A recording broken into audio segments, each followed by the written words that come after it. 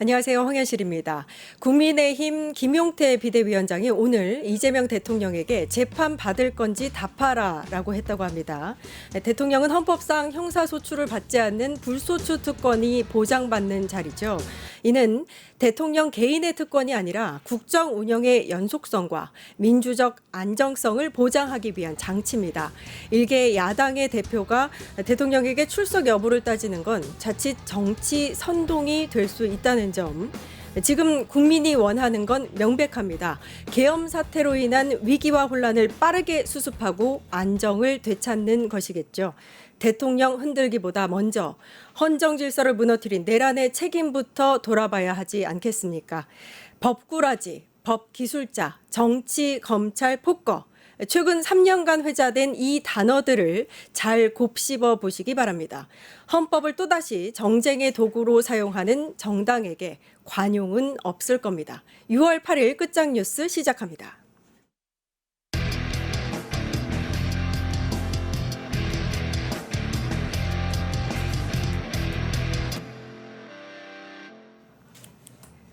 네, 다음 주 정치권의 주요 이슈를 전망하고 분석해 보겠습니다. 뉴스 토크쇼 핫이슈 라인업 이강윤 정치평론가 나와 계십니다. 안녕하세요. 안녕하세요. 네, 오늘 넥타이가 통합을 상징하는 메시지인가요, 혹시?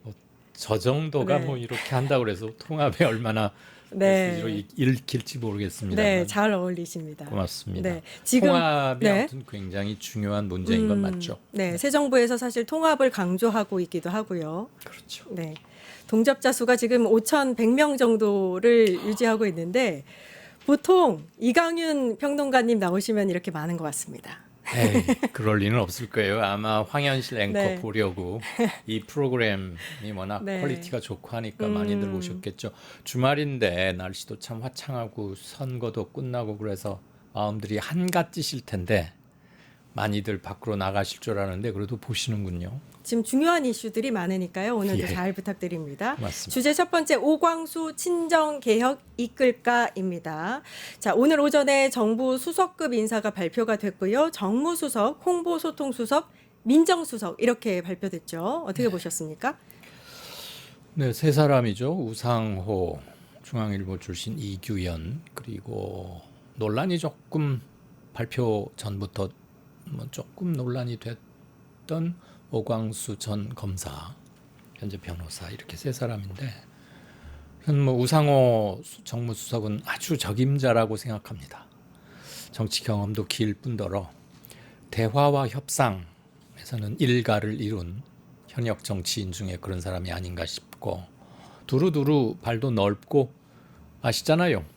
부드럽고 유하고 네. 지킬 건 지키는 그래서 잘 해나가리라고 믿고요. 저도 조금은 아니까 우수석을. 오광수 민정수석 내정자가 아니고 이제 임명자인데 과거에 특수부 검사를 좀 오래 해서 우리가 윤석열 정부 3년 동안 아주 특수부 검사에 뒤었잖아요. 네.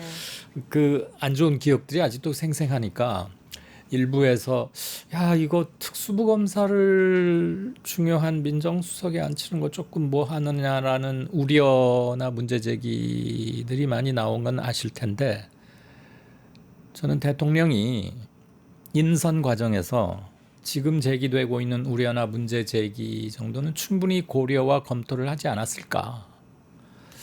그리고 검찰개혁 그리고 민정수석이라는 자리가 어느 한 사람의 컬러나 성향에 의해서 좌지우지 되는 것이라기보다는 검찰개혁, 사법개혁 이런 것들은 시스템에 의해서 하는 거고 의지가 중요한 게 아닐까. 그 사람이 검사로 지낼 동안 어느 부를 주로 거쳤는지도 물론 주요 고려 요소 중에 하나는 될 수 있겠으나 아마 대통령이 직접 당사자하고 확인도 하고 이랬을 것 같아요. 우리가 인사 뒷얘기를 정확하지 않은 것을 함부로 옮기는 것은 적절치 않습니다만 저는 그 정도는 충분히 검토가 됐고 이 정도 사람이면 같이 손잡고 검찰개혁이나 사법개혁 이런 것들을 해나갈 수 있겠다라는 믿음이 생기니까 일부의 문제 제기가 있음을 충분히 알면서도 하지 않았을까 하는 생각이 듭니다. 새 홍보 수석은 새 정부 취지와 이 정부가 출범하기까지의 과정을 잘 알 터이니 직에 충실하리라 생각하고 싶습니다. 네, 대략적으로 좀 훑어주셨는데 하나하나 인사를 좀 살펴볼까요? 일단 우상호 정무수석은 민주당 원내대표도 했었고 비대위원장 경험도 있고요. 베테랑 4선 정치인입니다. 일각에서는 또 비판적인 시각으로 보는 시각도 있어요. 문재인 대통령 사람이다. 뭐 이런 얘기도 있고요. 그러나 조금 전에 말씀하셨듯이 여러 정치 경험이나 여러 가지 면으로 봤을 때 적당한 인사다. 이렇게 보시는 거죠? 네, 우리 앞으로도 이제 인사가 만사고 누구를 어느 자리에 배치하느냐가 새 정부가 앞으로 어떤 것에 역점을 두면서 어떻게 풀려 나가겠구나를 짐작하는데 상당히 중요한 거잖아요. 네. 인사는 출발점이고 더군다나 새 정부의 첫 인사기 때문에 매우 중요한 상징성을 갖고 있는데 이 사람이 옛날에 현미경으로 따져보면 문재인 사람이다. 뭐 누구 노무현 사람이다. 모 사람이다. 이러는 게 조금 도움이 안 될 때도 있지 않을까. 그게 이렇게 이른바 레떼르 이거 뭐 표준어는 아닐 거예요 아마.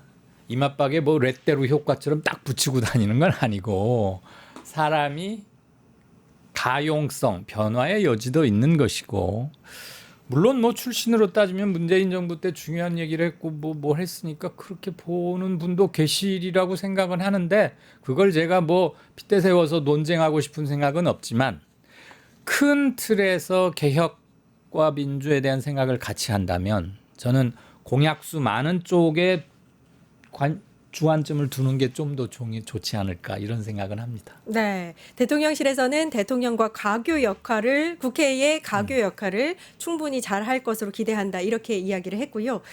또 눈에 띄는 인사가 단연 이제 오광수 민정수석입니다. 특수부 또 대구지검장 특수통 출신으로 여권의 우려가 많았던 인사인데 일단 대통령실에서는 이제 여러 가지를 고려했을 때 적임자다 이런 이야기를 했습니다. 예. 그 윤석열 씨와도 검사 시절에 같이 근무했던 연도 있다 그러죠. 중수부, 그다음에 서울지검 특수부 이런 데 있었으니까 뭐 누가 봐도 그 경력 사항 캐리어로만 보면 특수부 검사인 건 맞는데 단지 그거 하나 때문에 어휴 이거 좀 이상한 인사 아니야? 꼭 그렇게 하기에는 좀 이른 것 아닌가 지켜볼 필요가 있겠다. 무엇보다도 민정수석이 갖는 중요성을 이재명 대통령이 누구보다도 잘 알 텐데 충분히 검토를 하고 검증도 하고 내부에서도 토의가 있었으리라고 저는 짐작하고 싶습니다. 그 중요한 자리를 그렇게 가볍게 하지 않지 않았겠어요? 지금 새 정부에서 아주 중요한 자리 한 서너 자리 고르라고 해도 들어갈 자리가 민정수석인데 네. 저는 만고 심리역 끝에 잘 내렸을 거라고 생각합니다. 네. EEJ라고 오랑캐를 무찌른다 이 얘기도 있더라고요. 그러니까 누구보다 검찰을 잘 이해하고 네. 검찰에 대한 이제 그 내부의 심리를 잘 알기 때문에 그렇죠. 검찰 개혁의 적임자다 이렇게 본 게 아닐까요? 그러겠죠. 그리고 검찰 개혁을 하려면 검찰의 속성을 누구보다도 꿰뚫고 있는 것은 중요하잖아요. 네. 그렇죠? 네. 사전에 무엇을 챙겨본다는 점에서라도 저는 그건 나쁠 것 같진 않고 그리고 무엇보다도 지난 3, 4년 동안 검찰 특수부라는 그 그룹 집단의 문제점을 뼈저리게들 다 겪어온 시절 직전인데 새 내정자 임명자가 그런 거 다 잘 하리라고 일단은 믿고 보는 게 맞지 않을까 싶습니다. 네, 일각에서 우려를 표하는 이유 중에 하나가 네. 문재인 정부에서 검찰 개혁을 목표로 하긴 했는데 당시에 이제 정의로운 검사의 이미지를 갖고 있던 윤석열 씨를 검찰총장에 임명했지만 개혁에는 실패했잖아요. 그래요. 이 부분 때문이 아닐까. 맞습니다. 네. 참 한숨이 나오는데 네. 불과 몇 년 전만 해도 나는 조직에 충성하지 않는다. 그 윤석열 씨의 그 말 한마디에 사실 맞아 진짜 검사란 저래야 돼 하고 환호했던 것도 사실이잖아요. 네. 그 국정원 댓글 사건 파헤쳤던 거 하며 문재인 정부 초기에 이제 적폐청산에 아주 혼신의 힘을 다했던 것까지는 우리가 다 인정하고 하는 건데 그 뒤로 그만 너무 황당하게 뭐가 진전되니까 이런 표현이 어떨까요? 믿는 도끼의 발등을 그냥 아주 세게 찍히고 나니까 야 이거 믿을 수 있는 게 없나 봐. 이런 패닉 상태에 빠져 계시리라는 건 저도 충분히 짐작을 하는데 이재명 대통령 또한 그걸 모르겠습니까?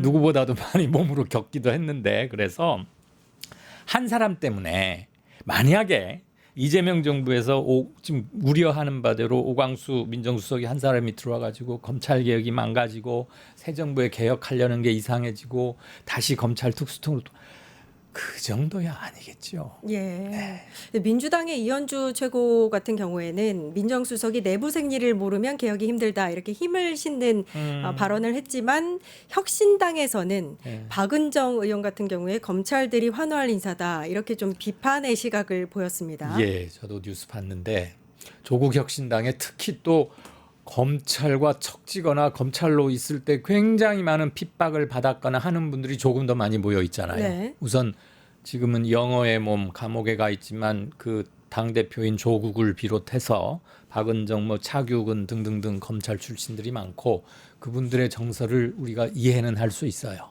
그러나 우려는 우려선에서 표명함으로써 그 우려가 오광수 내정 임명자에게도 전달이 돼서 아 내가 특히 이런 점은 조심해야겠구나 하는 자극이 될 수도 있고 임명자인 이재명 대통령도 그대에게 이런 우려가 있다는 걸 충분히 들으셨겠지요. 이런 우려를 불식시키기 위해서라도 우리 목표를 명확히 갖고 확실하게 일합시다. 이렇게 될 수도 있지 않겠습니까? 그럴 것 같습니다. 일단 오늘 인선까지 해서 경제 분야 이제 인선부터 시작을 해서 오늘 민정수석, 정무수석, 사회부문까지 인사가 끝났고요. 네. 이제 남은 게 장관 인선인 것 같습니다. 어떻게 진행될까요? 그걸 저한테 물으시면 네, 예상을 하신다면 지금 이제 하마평에 오르는 분들이 몇몇 많이 계십니다. 나오고 있더라고요. 네. 이제 언론에서 지금도 그런 게 남아 있는데, 야 누구가 더 정확히 알아맞히냐. 그다음에 네. 누가 더 권부 핵심에 접근해서 잘 의중을 헤아려서 쓰느냐. 이 특종 경쟁도 심해요. 새 정부의 지금은 대통령실 위주로 국정원장 포함해서 대통령을 지근의 거리에서 함께 이럴 스텝들이고 장관은 국무위원이고 대민 접촉도가 훨씬 높고 그렇지만 새 정부가 각 부처 부문별로 어디에 역점을 둘 것인지도 첫 장관들에게 많이 이렇게 반영이 되는 거 아니겠어요? 국회 청문회 과정이 굉장히 지난할 수도 있다고 봅니다. 왜냐하면 국힘이 선거에 끝나고 나서 뭘 흔쾌히 승복한다거나 자기들이 스스로 개혁해서 이전의 나쁜 모습은 탈피하려고 하고 하다못해 계엄에 대한 인식이나 입장 정리 등을 포함해서 네.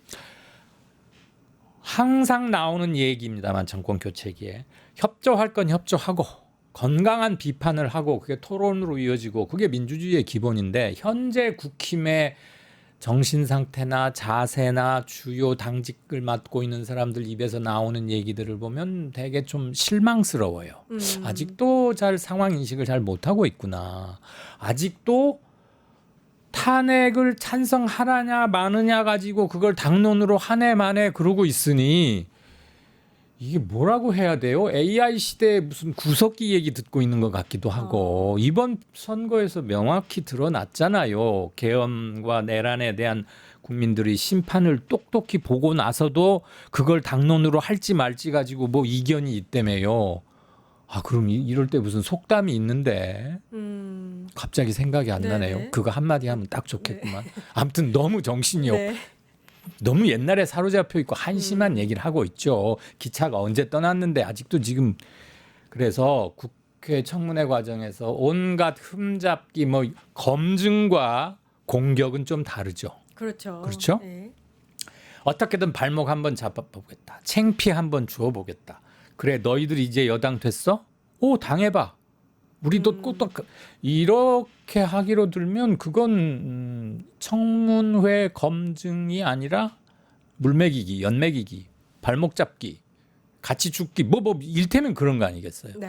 이제 그 과정이 상당히 앞으로도 뉴스가 많이 나올 거고 이 모든 걸 다 고려해서 대통령실에서 인선을 하고 있으리라고 보고 총리 내정자는 아직 국회 통과 안 했으니까 하고도 충분한 상의를 할 것이고 그래서 명실상부한 헌법 현행법에 정해져 있는 대로 총리의 역할을 충분히 하게 하는 그래야 상징적 의미도 있고 향후 개헌을 어떻게 하느냐에도 중요한 방향타가 될 수 있을 것이니까 다만 장관들은 청와대 스태프들에 비해서는 언론 노출도나 국민 접촉도 국민들에게 다가가는 인상 이런 게 훨씬 중요하다. 그리고 국무회의 매일매일 기록에 남는 그것이 필참 고정 멤버들이기 때문에 장관을 고를 때는 좀 더 많은 것들이 감안되지 않을까 싶습니다. 말씀하신 대로 매우 중요한 인사이기도 하고 이 이재명 정부의 첫 번째 내각에 대한 인사청문회가 얼마나 이렇게 부드럽게 진행되느냐에 따라서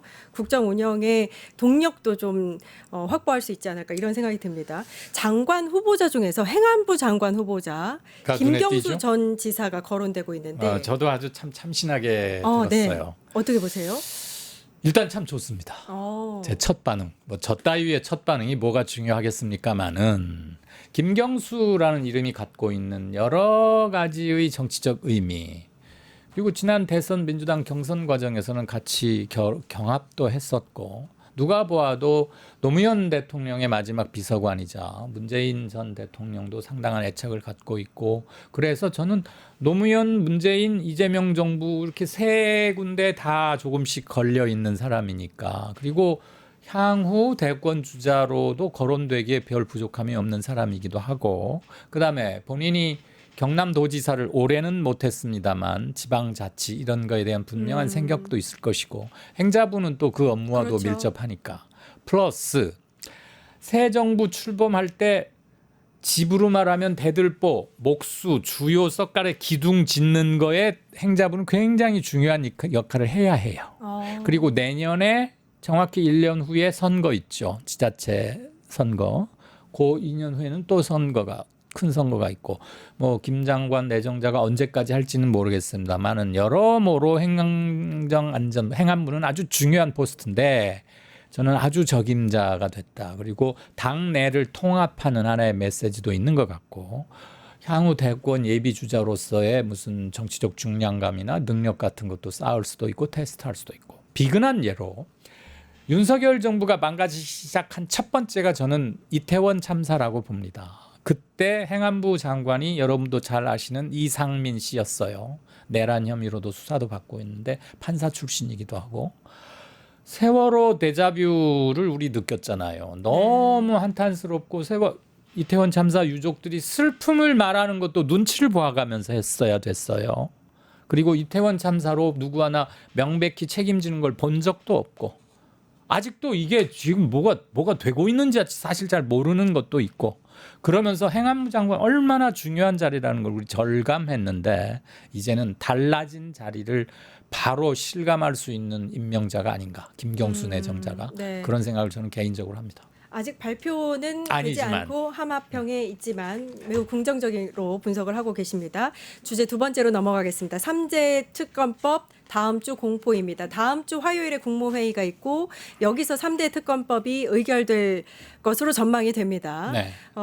이제 공포가 되면 바로 출범 준비에 돌입하는 거죠. 그렇죠. 네, 다음 주에 이제 이게 의결이 되면 바로 출범이 가능할까요? 바로는 아니고요. 네. 특검법상 인원 파견 받고 특검 선정해서 제가 하고 하는 데까지 실무적으로 최소 한 달은 걸립니다. 아, 그런가요? 네, 그러니까 꽤 시간이 걸리는데 현행 특검법상 그럴 수밖에 없고 지금 세 가지 특검들 다 중요한 것들인데 뭐 계엄 관련 내란 그다음에 최상병 건 또 김건희 씨 다 국민적 의혹의 대상이고 명확하게 매조지해야 될 것들인데 특히 계엄 내란 이런 것들은 가야 할 길이 멀고도 첩첩산중입니다. 그렇죠. 밝혀내야 할 길. 그러니까 사람들 인원도 사이즈가 커질 수밖에 없고 그러면 그 실무 인원 포함해서 특검단을 구성하는 것 자체가 꽤 시간이 걸릴 수밖에 없죠. 이런 거는 또 시간이 걸리는 건 이해할 때는 이해해야 됩니다. 그래야 일을 탄탄히 해나갈 수 있는 것이지 우선 국민 감정만 고려해서 야 빨리 서둘다가 보면 혹시라도 실수가 있을 수 있잖아요. 이거는 이번 실수했으니까 한 번 더 해. 그럴 수는 없잖아요. 그렇죠. 네, 그러니까 예. 그 기본적으로 소요되는 실무 시간 같은 것은 좀 참고 들여다보는 인내도 필요하겠다. 그런데 일단 이제 준비의 중요성에 대해서 말씀을 하셨는데 역대 네. 세계 특검 이렇게 대규모 특검이 동시에 이루어지는 건 처음이라 그런 적은 없었어요. 특검 그러니까 검사만 파견 검사만 60명 50명, 아니 40명, 60명, 이렇게 20명 해서 총 120명이 투입이 됩니다. 엄청난 인력이 투입이 되는 건데 예. 출범 시기가 좀 너무 늦어질 수도 있겠다라는 생각이 들어서 그런 우려는 충분히 가능한데 그렇죠. 한 120명쯤 이제 검사가 필요한 네. 거 아니에요. 근데 우리나라 검사가 한 2,200명 됩니다. 120명을 다 현행 검사에서 뽑는 건 아니고요. 검사 경력자로 밖에 나와 있는 변호사에서 뽑고 또 실무 검사들 중에 상당 부분은 현재 검찰청 소속의 검사들 그다음에 과거에 이걸 수사했던 사람 중에서도 꼭 필요한 사람은 데려올 수도 있겠죠. 어쨌거나 120명을 구성한다는 것 자체가 그렇게 간단한 일은 아니기 네. 때문에 또 하나하나 인선을 잘 해야 하지 않겠어요. 그리고 같이 일할 특검 및 특검보들과 검사들 사이에 이런 관계라거나 이런 것도 있어야 되죠. 이게 뭐 군대처럼 뭐 꼭 그런 것만은 아니니까 그래서 고려할 게 많기 때문에 물리적 시간이 드는 것은 서로가 인내심을 갖고 봐야 한다. 그 과정에서 증거인멸이나 이런 거 없도록 좀 감시 같은 건 충분히 이루어져야 할 것이고 무엇보다도 이 세 가지 특검은 그동안 몇 년간 국민들 사이에서 굉장히 필요성과 지지와 이런 게 높았던 겁니다. 그렇죠. 정치적인 컬러도 있지만 법적으로 우선 명확히 따지고 팩트에 입각해서 사실을 규명하는 게 1차적으로 특검이 할 일이잖아요. 무조건 때려잡자 뭐 이건 아니니까 행여라도 그렇게 오해하시면 좀 문제가 있을 것이고요. 저는 뭐 잘 되어 가리라고 생각합니다. 무엇보다도 이게 거부할 수 없는 시대의 흐름이자 대세이기 때문에 정확하게 제대로 된 준비를 통해서 출범이 됐으면 좋겠다 이렇게 보면 될 것 같습니다. 주제 세 번째로 넘어가겠습니다. 김용태 이 대통령에게 공개 질문입니다. 자, 오늘 오전에 2차 국힘 개혁안을 발표하면서 여러 가지 이야기들이 있었는데 일단 첫 번째 질문을 드리는 게 저도 이게 무슨 얘기인가 했습니다. 윤석열 탄핵 반대 당론을 무효로 하겠다. 이게 무슨 의미가 있죠? 지금 거기 당론이 윤석열을 탄핵시키는 거 반대한다가 국힘 당론인데 네. 그걸 무효화하자 뭐 이런 소리 아니에요? 그러니까요. 그 탄핵이 언제 끝났는데 4월 4일 날 헌재에서 이미 탄핵이 됐고 그거에 입각해서 대통령 선거까지 치렀는데 제가 그러니까 아까 AI 시대 철기 시대인데 구석기 얘기를 하고 철기 있다. 시대인데 뭔 구석기 얘기를 하고 있냐 비유를 한다고 네. 했는데 한 큐에 안 갔나 봐요. 아무튼 그 너무 황당하잖아요. 아직도 네. 지금 무슨 저녁밥 먹을 때인데 지금 일어나서 아침밥 뭐 먹느냐 소리 하는 것 같기도 하고. 네. 그러니까 이런 말이 오가는 게 국힘의 현실이기 때문에 좀 한심하다는 거예요. 제가 무슨 국힘이라고 막 무조건 꿀밤 한 대 먹이고 나쁘게만 얘기하려고 그러는 게 아니라 아니 흐름을 보십시오. 이게 말이 됩니까? 그러니까요. 대선에서 참패하고도 이런 얘기를 할 수 그러니까 왜 있다는 게 아직까지 무슨 윤석열 탄핵안을 당론으로 할 거냐 말 거냐 가지고 뭐가 흔쾌히 결정이 안 나서 자기들끼리 찌그락찌그락 한다고 하니 아이고 뭐 할 말이 없다 나는 네. 이제 이렇게 되어버리는 거 아니겠어요? 이래서는 보수가 어디 가서 여전히 명함을 못 내밉니다. 개혁 보수, 합리 보수, 그다음에 극우 파시스트들과 명확히 선을 긋고 윤석열 등 내란 주모자나 주요 임무 종사자들은 말할 것도 없고 조그만치라도 내란에 아직도 동조하거나 옹호하는 듯한 모습을 보이면 칼 같은 자기 비판과 함께 당내 징계나 제명 이런 것들도 제깍제깍하고 그래야 아, 저 사람들이 조금 바뀌나 한번 좀 지켜볼까 국민들이 그러지 않겠어요? 그러니까요. 근데 아직도 이걸 뭐 더 이상 말 안 할게요.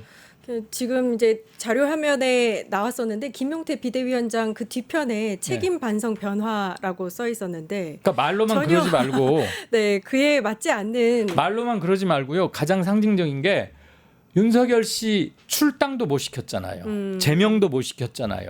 선거 막 임박하니까 뭐 그래야 돼 어째야 돼 그러니까 김문수 당시 후보가 저는 그 윤석열 씨에게 나가라 이런 말은 차마 못하겠다 그냥 알아서 그랬었죠. 하지 않겠느냐 네. 그래서 어느 날 스리슬쩍 윤석열 씨가 나 뭐 당 나갑니다 이런 식으로 했단 말이에요. 그걸 보면서 야 정말 저 당이 저게 정신 있나? 근데 아직 거기서 달라진 게 하나도 없잖아요. 그러니까요. 그러니까 저 뒤에다가 뭐라고 뭐 이상한 반성 이런 거 글자 아무리 써놔 봐야 행동으로 담보되지 않는 저런 다짐의 말들이 어떻게 공신력을 얻을 수 있겠습니까?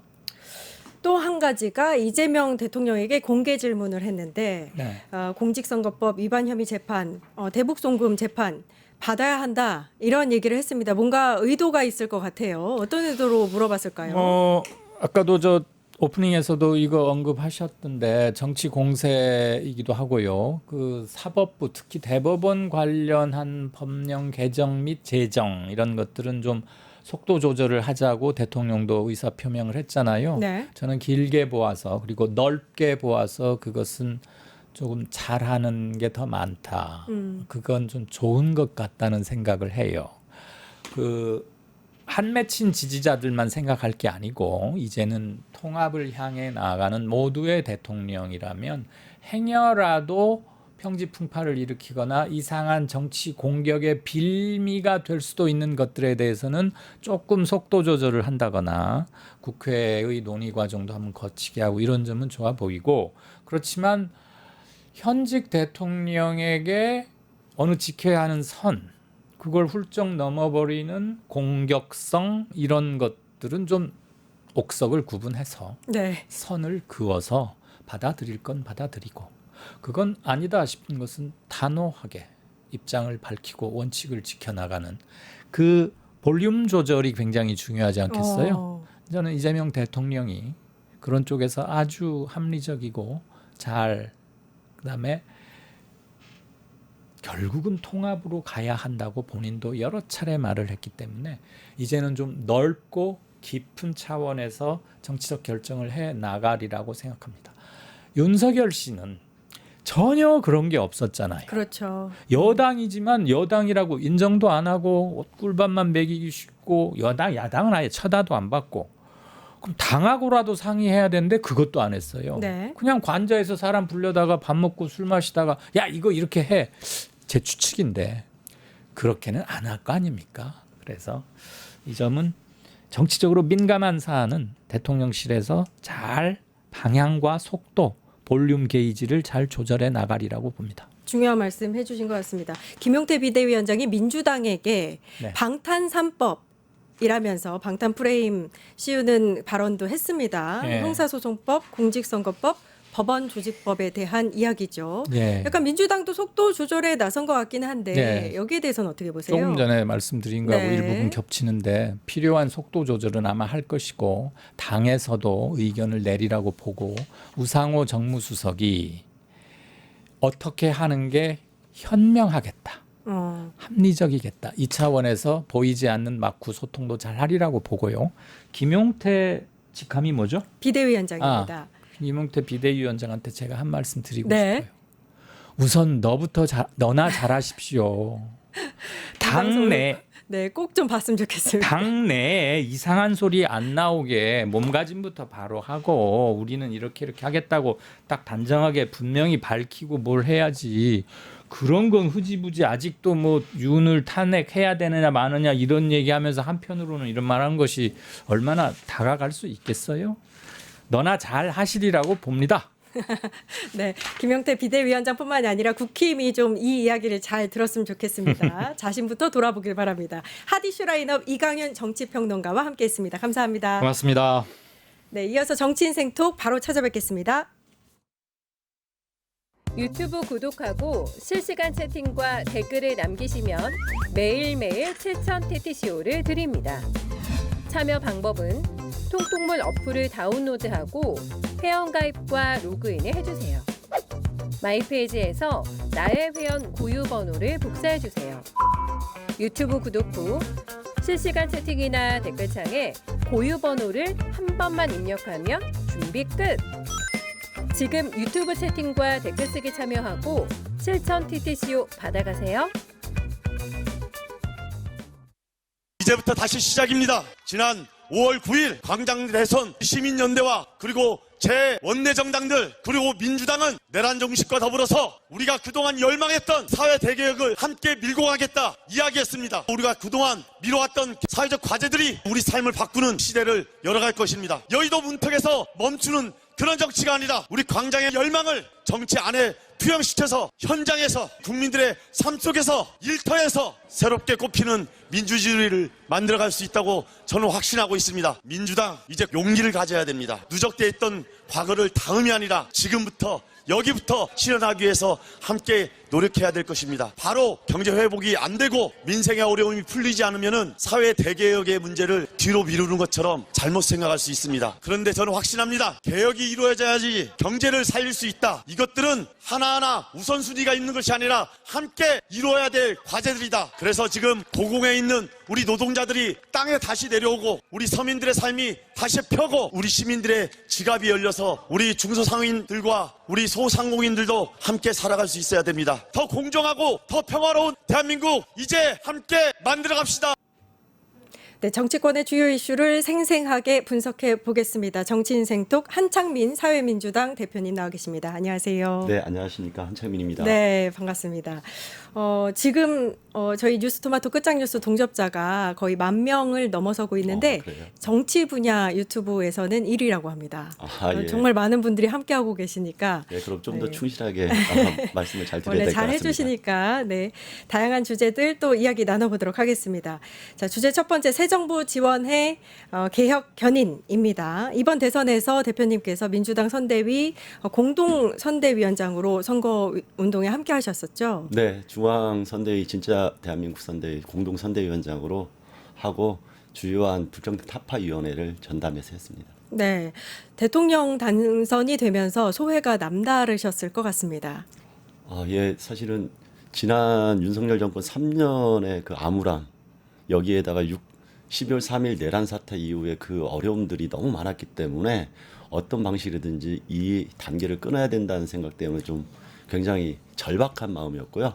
선거가 끝났는데도 불구하고 여전히 내란이 진행되고 있는 상황을 종식시켜야 한다는 생각 때문에 오히려 기쁨은 일순간이고 좀 담담하고 좀 책임감을 무겁게 느끼는 그런 시간으로 좀 이어지더라고요. 그러니까 앞서서 이제 유튜브 이제 그 영상 쇼츠가 잠시 나갔었는데 굉장히 절박하고 간절한 그 표정과 어조로 네. 사회 대개혁이 필요하다. 사회적 과제가 굉장히 많다 이렇게 말씀을 하시더라고요. 네. 그렇죠. 이 이재명 대통령을 지지한 이유에서 내란 청산과 미래를 꼽으셨었습니다. 네. 그렇죠. 이 대통령이 당선이 됐는데 이 과제에 대해서 어떻게 가치의 무게를 두고 앞으로 해결해 나가야 된다고 보세요? 모든 국민들이 생각하듯이 현실의 어려움이 이제 내란 전국이 계속 이어지면서 더 어려워졌기 때문에 그 부분을 내란을 완벽하게 종식시키기 위해서 진실을 규명하고 책임 소재를 명확히 하는 것은 반드시 필요한데 그것이 끝이 아니거든요. 그동안 무너졌던 민주주의와 민생을 회복시키고 그동안 누적되어 왔는데 여러 가지 특권과 기득권 세력에 의해서 진행되지 못했던 개혁 과제들을 함께 동시다발적으로 진행을 해야만 우리 국민들이 원하는 우리 국민 한 사람 한 사람을 위한 국민주권 시대로 진짜 갈 수 있다고 생각하기 때문에 굉장히 해야 될 일이 너무 많다. 그런 부분에서 좀 이재명 대통령께서 국민을 믿고 그 길을 어렵지만 뚜벅뚜벅 갔으면 좋겠다 이런 바람을 많이 담아서 말씀드렸습니다. 네, 공동선대위 당시에 불평등 타파위원회를 만드셨습니다. 네네. 그러니까 이게 이제 각 당의 입장으로 지금은 돌아왔고 야당이 되신 거잖아요. 네네. 그런 상황에서 이재명 정부에 어떤 것들을 기대하고 계신지 또 어떤 부분에 있어서 함께 하실지 궁금합니다. 조금 전에 이야기했듯이 뭐 내란을 종식시키고 민생과 경제를 회복시키고 민주주의를 다시 바로 세우는 것은 반드시 필요한 것을 전제로 하되 그러면 진짜 대한민국이 되기 위해서 무엇이 필요하냐. 저는 그동안 한국 사회가 여전히 모든 국민들을 공통으로 이렇게 중시한다고 했지만 역시 방점은 좀 소수의 기득권과 특권 세력들이 설계해 놓은 그런 운영 시스템 안에서 움직였다고 생각합니다. 그래서 훨씬 더 많은 국민들이 자신의 기본권을 실현하기 어려운 상황이 있었기 때문에 대한민국이 경제적으로는 부강해지고 세계 10대 경제 강국이 되었지만 여전히 대한민국의 불평등, 자산이나 소득, 그다음에 서울과 지역, 그리고 다양한 어떤 부모님 세대와 뒤의 세대 이런 불평등은 심화되어 있었습니다. 그래서 그런 부분을 해소하기 위한 근본적인 모순점을 이번에는 반드시 해결해야 된다. 그래서 불평등을 타파하기 위한 자산, 소득, 교육, 뭐 의료, 그다음에 지역, 세대, 성별 여기에서 나오는 문제들을 좀 들여다보고 한국 사회가 가야 될 방향을 정확하게 잡는 게 이번 이재명 대통령 국민주권 정부의 핵심적인 과제다. 그래야지 미래에 대한 부분들을 우리가 좀 꿈꿀 수 있고 당면한 현실적인 어떤 위기 상황도 돌파할 수 있다 이렇게 생각하고 있습니다. 그러니까 자산, 소득, 교육 등등의 이런 불평등, 그러니까 양극화 그렇죠. 해소를 양극화 위한 해소가 여러 가지 매우 중요하다고 정책이 생각합니다. 필요하다 이렇게 말씀해 주셨는데 이외에도 이제 새 정부가 내놓는 정책이라든지 네네. 여러 가지 법안들에 대해서 어떤 입장으로 다가가실지도 궁금하거든요. 그동안 이제 22대 국회가 들어선 다음부터는 민주당을 중심으로 여러 가지 큰 보폭의 움직임이 있었고 내란 세력과의 대응 구조가 있었지만 나머지 사당 같은 경우는 충분히 정책과 법안 심사에서 함께했습니다. 그런 기조가 계속 이어져야 된다고 생각하고요. 그동안 거부권이 진행되면서 막혔던 개혁적인 입법들 플러스 이제 민생 지원을 위한 지원금이나 이제 경제 정책 관련해서도 조금 더 개혁적인 경제 정책으로 가는 데는 적극적으로 협력할 생각입니다. 네, 개혁적인 정책에 적극적으로 협의해 나갈 생각이다 이렇게 말씀하셨는데 혹시 민주당이 네네. 계속해서 중도 확장 전략을 로만 갔을 때 이런 어떤 중점 과제들이 말씀하신 과제들이 뒤로 밀린다면 사회민주당 입장에서는 어떻게 좀 전략적으로 다가가야 되겠다 이런 얘기들도 하셨을 것 같습니다. 당연히 그런 어려움이 있습니다. 윤석열 독재 정권에 맞설 때는 하나의 야당으로 뭉쳐 있었지만 지금은 여야로 구분되는 상황이기 때문에 이 정치적 포지션이 좀 다를 수도 있습니다. 근데 저희가 생각했던 것은 현실적인 어려움 때문에 조금 더 보폭을 이렇게 두고 움직이는 것이냐 아니면 정말 어쩌면 기득권의 저항 때문에 그냥 타협의 산물로 나오는 거냐에 따라서 판단이 달라질 거라고 생각합니다. 그런 부분에서 국민들을 위해서 현실적인 어려움에서 단계적으로 접근하는 부분에 대해서는 이해하면서 함께 가는 거고 그게 아니라 저희들이 생각했던 것보다 현실적 저항 때문에 봉합되거나 타협의 산물로서 국민 전체에는 마이너스가 된다고 하면 오히려 저희들이 전면적으로 그 기득권과 싸움으로써 그런 흔들림이 없도록 해야 되는 게 이제 개혁 야당, 진보 야당의 역할이 아닌가 이렇게 생각을 해서 그런 부분에 신뢰를 깨트리지 않는다면은 저희들은 끝까지 지금이 마지막 기회라고 생각하면서 진보와의 개혁이 필요한 어떤 정책과 법안 과제에 대해서는 협력을 할 생각이다. 그래서 그런 부분에서 좀 용기를 가지고 이번에는 좀 중도 확장이라는 이 모호한 개념 때문에 개혁이나 현실적인 어려움을 극복하는 데 주저하지 않았으면 좋겠다. 이런 말씀을 꼭 드리고 싶습니다. 네, 민주당과도 개혁 일선에서 어느 정도 협력이 잘 이루어졌으면 하는 네네. 그런 바람을 표현하신 것 같습니다. 네, 맞습니다. 네, 주제 두 번째 노란봉투법 국회 문턱 넘을까입니다. 법안 관련한 여러 가지 민생과 개혁 관련한 법안 관련한 이야기인데 뭐 상법, 양곡관리법, 노란봉투법까지 여러 가지 법안들이 사실 그동안 속도를 내지 못하고 있습니다. 네네. 어떻게 보세요? 앞으로는 좀 이게 법안이 통과되고 다시 재발의되고 이런 수순들이 진행이 될 수 있을 거라고 보세요? 그 이재명 대통령께서 이제 후보 시절에도 국민들한테 그러한 약속들을 많이 하셨습니다. 그동안 거부권 때문에 막혔던 개혁 법안뿐만 아니라 논의조차 되지 않았던 그래서 상정되지 못했던 개혁 법안들이 꽤 되는데 그 중에서 코리아 디스카운트를 해소하기 위한 상법 개정은 네. 훨씬 빠르게 진행해서 대한민국의 주가 시장을 안정화하고 그리고 이 대한민국처럼 그 주가 조작이나 이런 부분에 대해서 이렇게 함부로 진행됐던 것은 정확하게 엄벌주의를 통해 가지고 대한민국 주가 시장과 금융 시장을 안정화하겠다 이 부분이 있기 때문에 상법 개정은 빠르게 진행해야 될 것 같고 양곡관리법이나 노란봉투법도 지금 이제 준비돼서 엊그제 이야기 하고 진행했던 내란 특검법과 여러 특검법 이후에는 가장 중요한 민생 법안으로서 이런 것들이 처리될 거라고 저희도 예상하고 있고 그 부분에 대해서는 조속하게 좀 처리하려고 노력을 하겠다 이 말씀을 드립니다. 조속한 처리를 당부하셨는데 이제 재발의 절차를 밟을 예정이잖아요. 네네. 제가 기억하기로는 양곡관리법은 이재명 대통령도 국회의원 당시에 1호 법안으로 냈었던 걸로 저는 기억을 하거든요.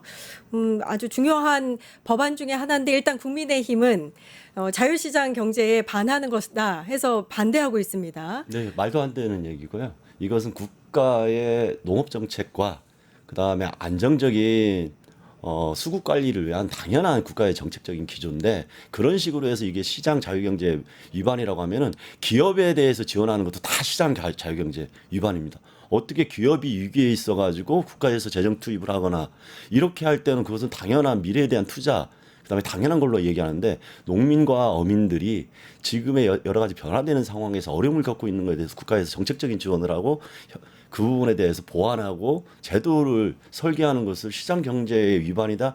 이거야말로 모순적인 주장이고 그건 기득권적인 측면에서 자기들의 입장만 이야기하는 거다. 이렇게 말씀드릴 수 있습니다. 네, 오랫동안 지지부진했었던 노란봉투법. 네네. 노란봉투법도 통과에 대한 기대감이 솔솔 나오고 있어요. 여기에 대해서 이제 공동 발의에도 예전에 참여를 네네. 하셨는데 이번에는 국회에서 통과될 거라고 보세요? 네, 그 부분도 후보 시절에 이재명 대통령 때서도 말씀하셨고 이게 거부권을 몇 번에 걸쳐서 당했던 겁니다. 네. 그 이제 기업 측면에서 저희들이 이야기하면서 그런데 노란봉투법은 어떻게 보면 노사의 상생을 바라는 아주 기본적이고 원칙적인 법안이기 때문에 이번에 반드시 통과시켜야 되고 두 번에 걸쳐서 거부권이 행사됐지만 이번에는 거부권 없는 가운데서 조금 더 합리적인 법안으로서 미리 발의는 되어 있고 거기에서 추가적인 논의를 통해서 이제 상정할 그런 단계로 넘어갈 때가 됐다. 그래서 좀 더 강화되고 오히려 노사 상생에서 노동자들이 불리했던 것들을 조금 더 보완하면서 이번에 진행할 거다 이렇게 말씀드립니다. 조금 더 강화되고 보완될 거다라고 했는데 좀 더 구체적으로 어떤 점에서 좀 보완될지를 그 예를 들어서 지금 노조법 2, 3조 이제 일명 노란봉투법에서 핵심은 원청과 하청하고의 관계에서 단체 교섭권을 주지 않음으로써 하청, 재하청을 둘 때 사실은 가장 어려운 입장에 있는 노동자들이 자기들의 권리 행사를 못하게 막아놨던 그쵸. 거거든요.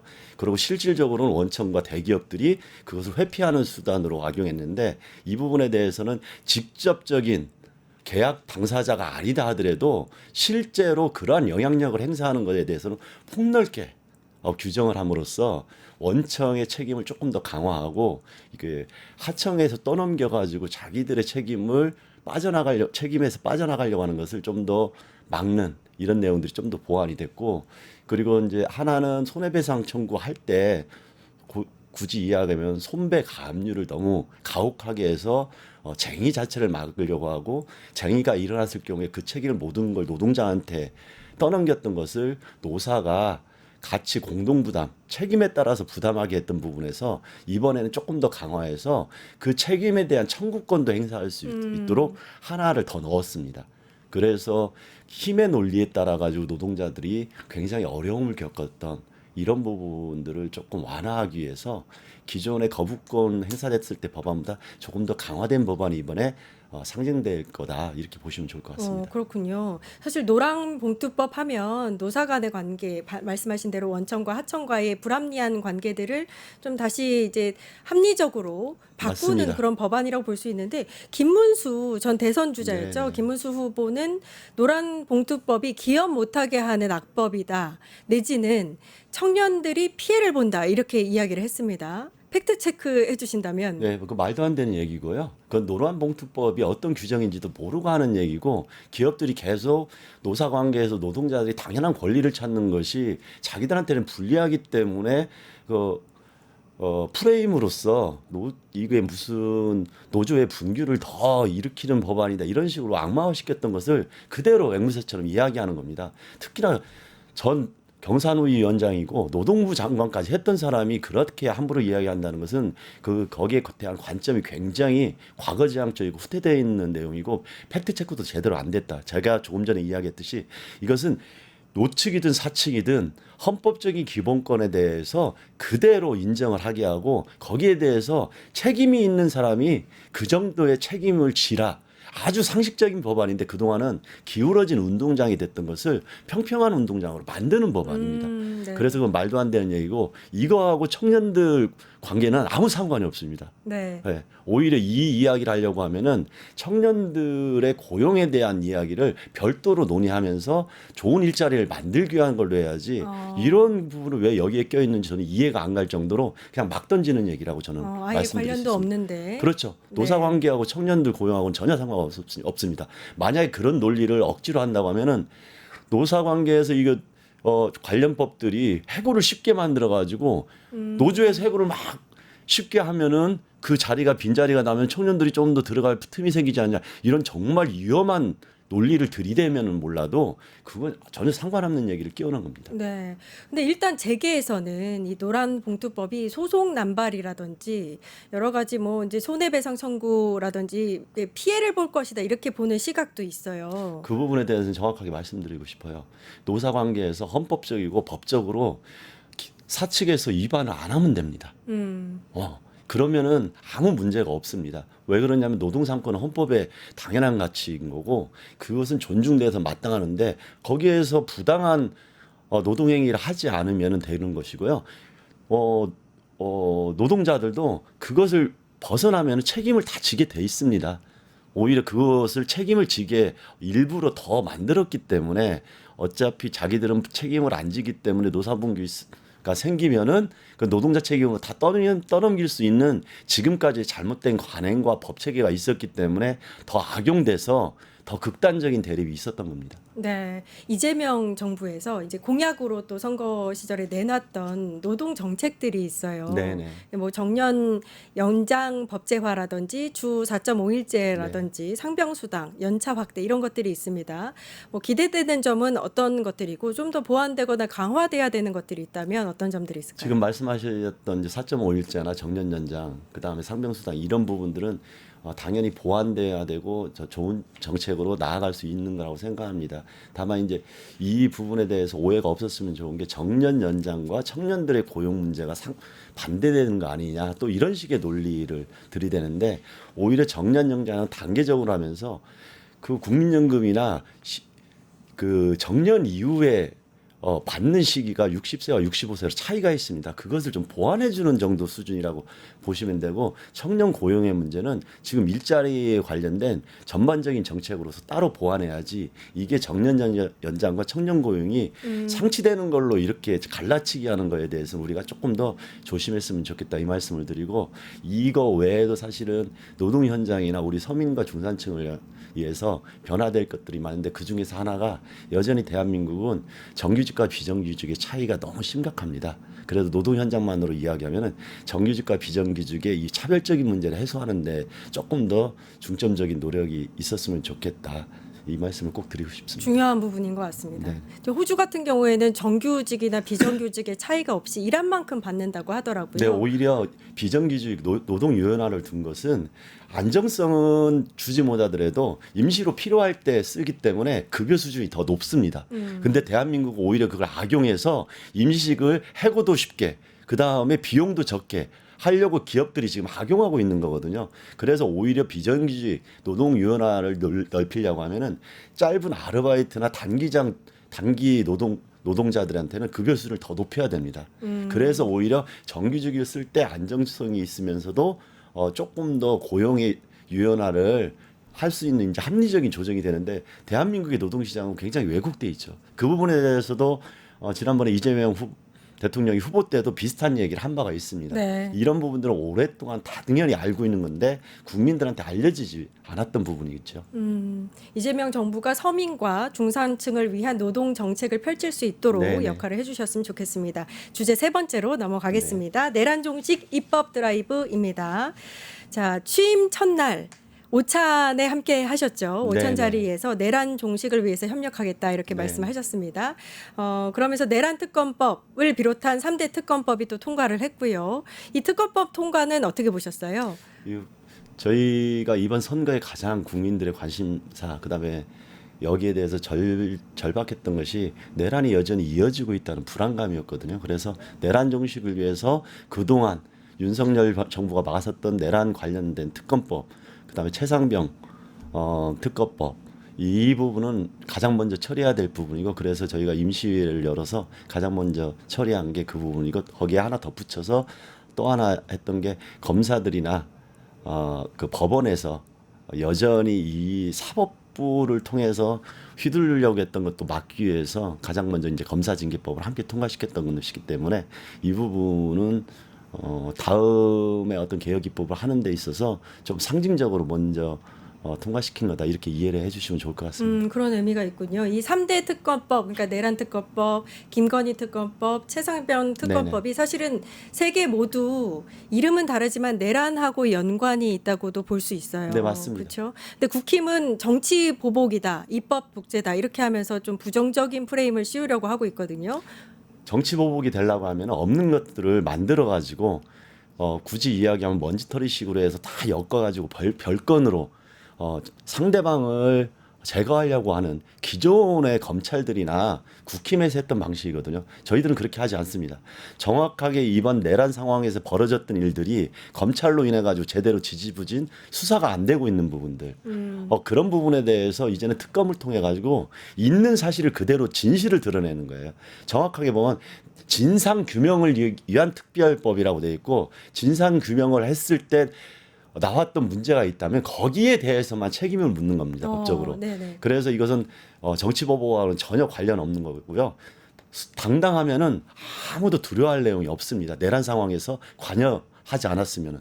그럼에도 불구하고 자기들이 찜찜하기 때문에 계속 그런 이야기를 하고, 그 이후에 내란 상황을 막아내고 그 이후에 빠르게 수사가 되는 것을 방해했던 자기들의 원죄가 있기 때문에 먼저 그런 이야기를 하는 거라고 저희들은 보고 있고, 저희들은 정치 보복 할 생각 없습니다. 그저 죄가 있으면 책임을 지게 한다. 본인들이 항상 이야기했던 죄가 있으면 책임을 져야죠. 그 정도 수준이라고 보면 됩니다. 그렇지만 워낙 진실을 은폐하려고 했던 시도들이 윤석열 정권 안에서 많았기 때문에 이번 내란 특검을 하는 데 있어서 우리가 생각했던 것보다 훨씬 많은 가담자들이 발견되지 않을까, 이렇게 생각을 하고, 거기에 이제 김건희 특검법은 건진법사나 명태균 관련된 내용이 통합적으로 하면, 실질적으로 하면 김건희 특검이 아니라 김건희 통합특검법입니다. 아, 네. 네. 예전에 명태균 특검법이나 건진 특검법을 별도로 하지 않고 김건희 통합특검법에 관련된 김건희 씨에 대한 모든 의혹들을 이 안에서 다 다룰 수 있게 만들어놨습니다. 네. 그래서 사실 지난 정부에서 밝혀야 될 의혹들이 너무 많기 때문에 네, 맞습니다. 이렇게 진짜 역대급으로 3대 특검법이 갑자기 이제 공포가 되는 상황까지 온 것도 많습니다. 네네. 여러 가지 진상 규명을 해야 될 의혹들이 많은데 이 내란 특검 특히 어떤 점을 우선적으로 밝혀야 되는가에 대해서는 어떻게 생각하세요? 기본적으로 지금 검찰이나 경찰에서 수사했을 때 완전히 불거진 주요 임무 종사자들 관련된 얘기만 일부에서 한 11명인가 10명 정도밖에 그랬죠. 예. 진행이 안 되고 있습니다. 그렇지만 그 외에 밝혀지지 않았던 것들이 거의 고구마 줄기처럼 쫙 파져 있다는 게 여러 가지 의혹들이 불거져 나오고 있기 때문에 저는 정확하게 이야기하면 그때 가담했던 주요 임무 종사자들, 그 다음에 거기에서 회피하려고 했던 정부 관계자들, 이런 사람들이 어떻게 연결되어 있는지를 가장 먼저 진실을 규명하는 게 필요하다.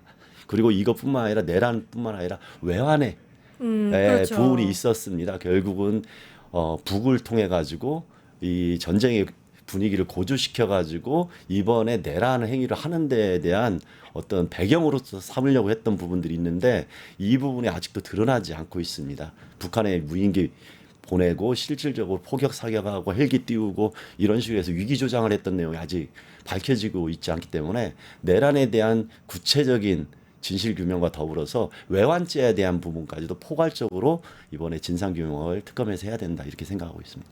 이게 보면 과거 청산뿐만이 아니라 대한민국 미래에 굉장히 중요한 부분을 차지하는 맞습니다. 그렇죠, 역사적인 특검이 될 것 같은데 잘 준비해서 진행이 됐으면 하는 그런 바람입니다.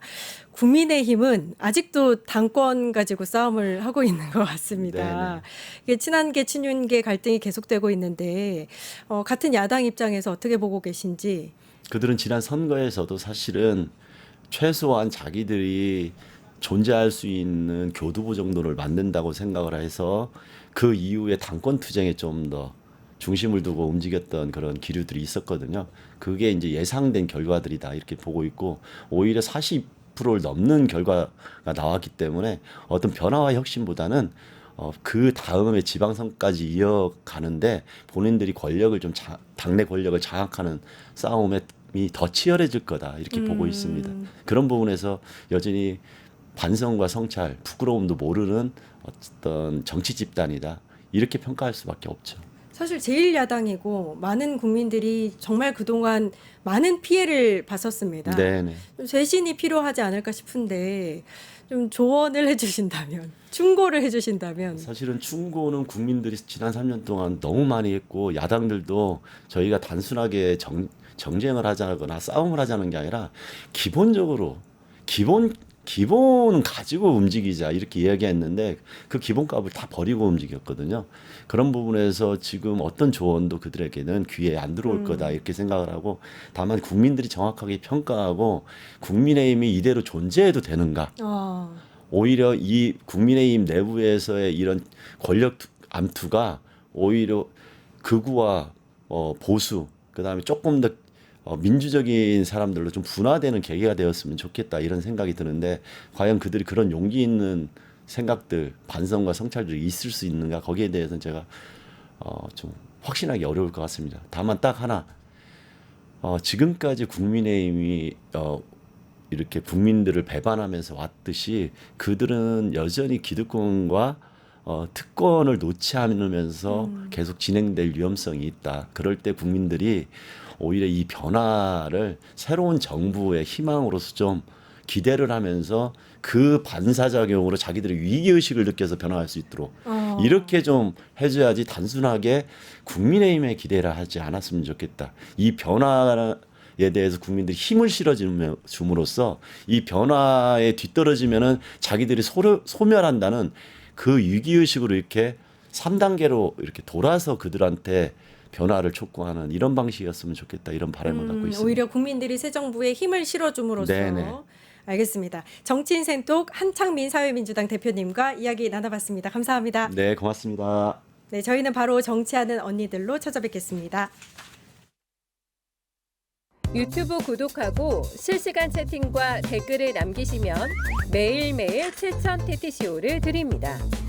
참여 방법은 통통물 어플을 다운로드하고 회원가입과 로그인을 해주세요. 마이페이지에서 나의 회원 고유 번호를 복사해주세요. 유튜브 구독 후 실시간 채팅이나 댓글창에 고유 번호를 한 번만 입력하면 준비 끝! 지금 유튜브 채팅과 댓글 쓰기 참여하고 실천 TTCO 받아가세요. 돈 버는 퀴즈쇼 증권 통판. 너도 받고 나도 받는 친구 초대 무제한 적립 이벤트. 초대 횟수 무제한, 보상도 무제한. 한 문제만 풀면 친구도 코인, 나도 코인. 우승 상금에 친구 초대 보상까지. 매일 낮 12시 증권 통팟에서 만나요.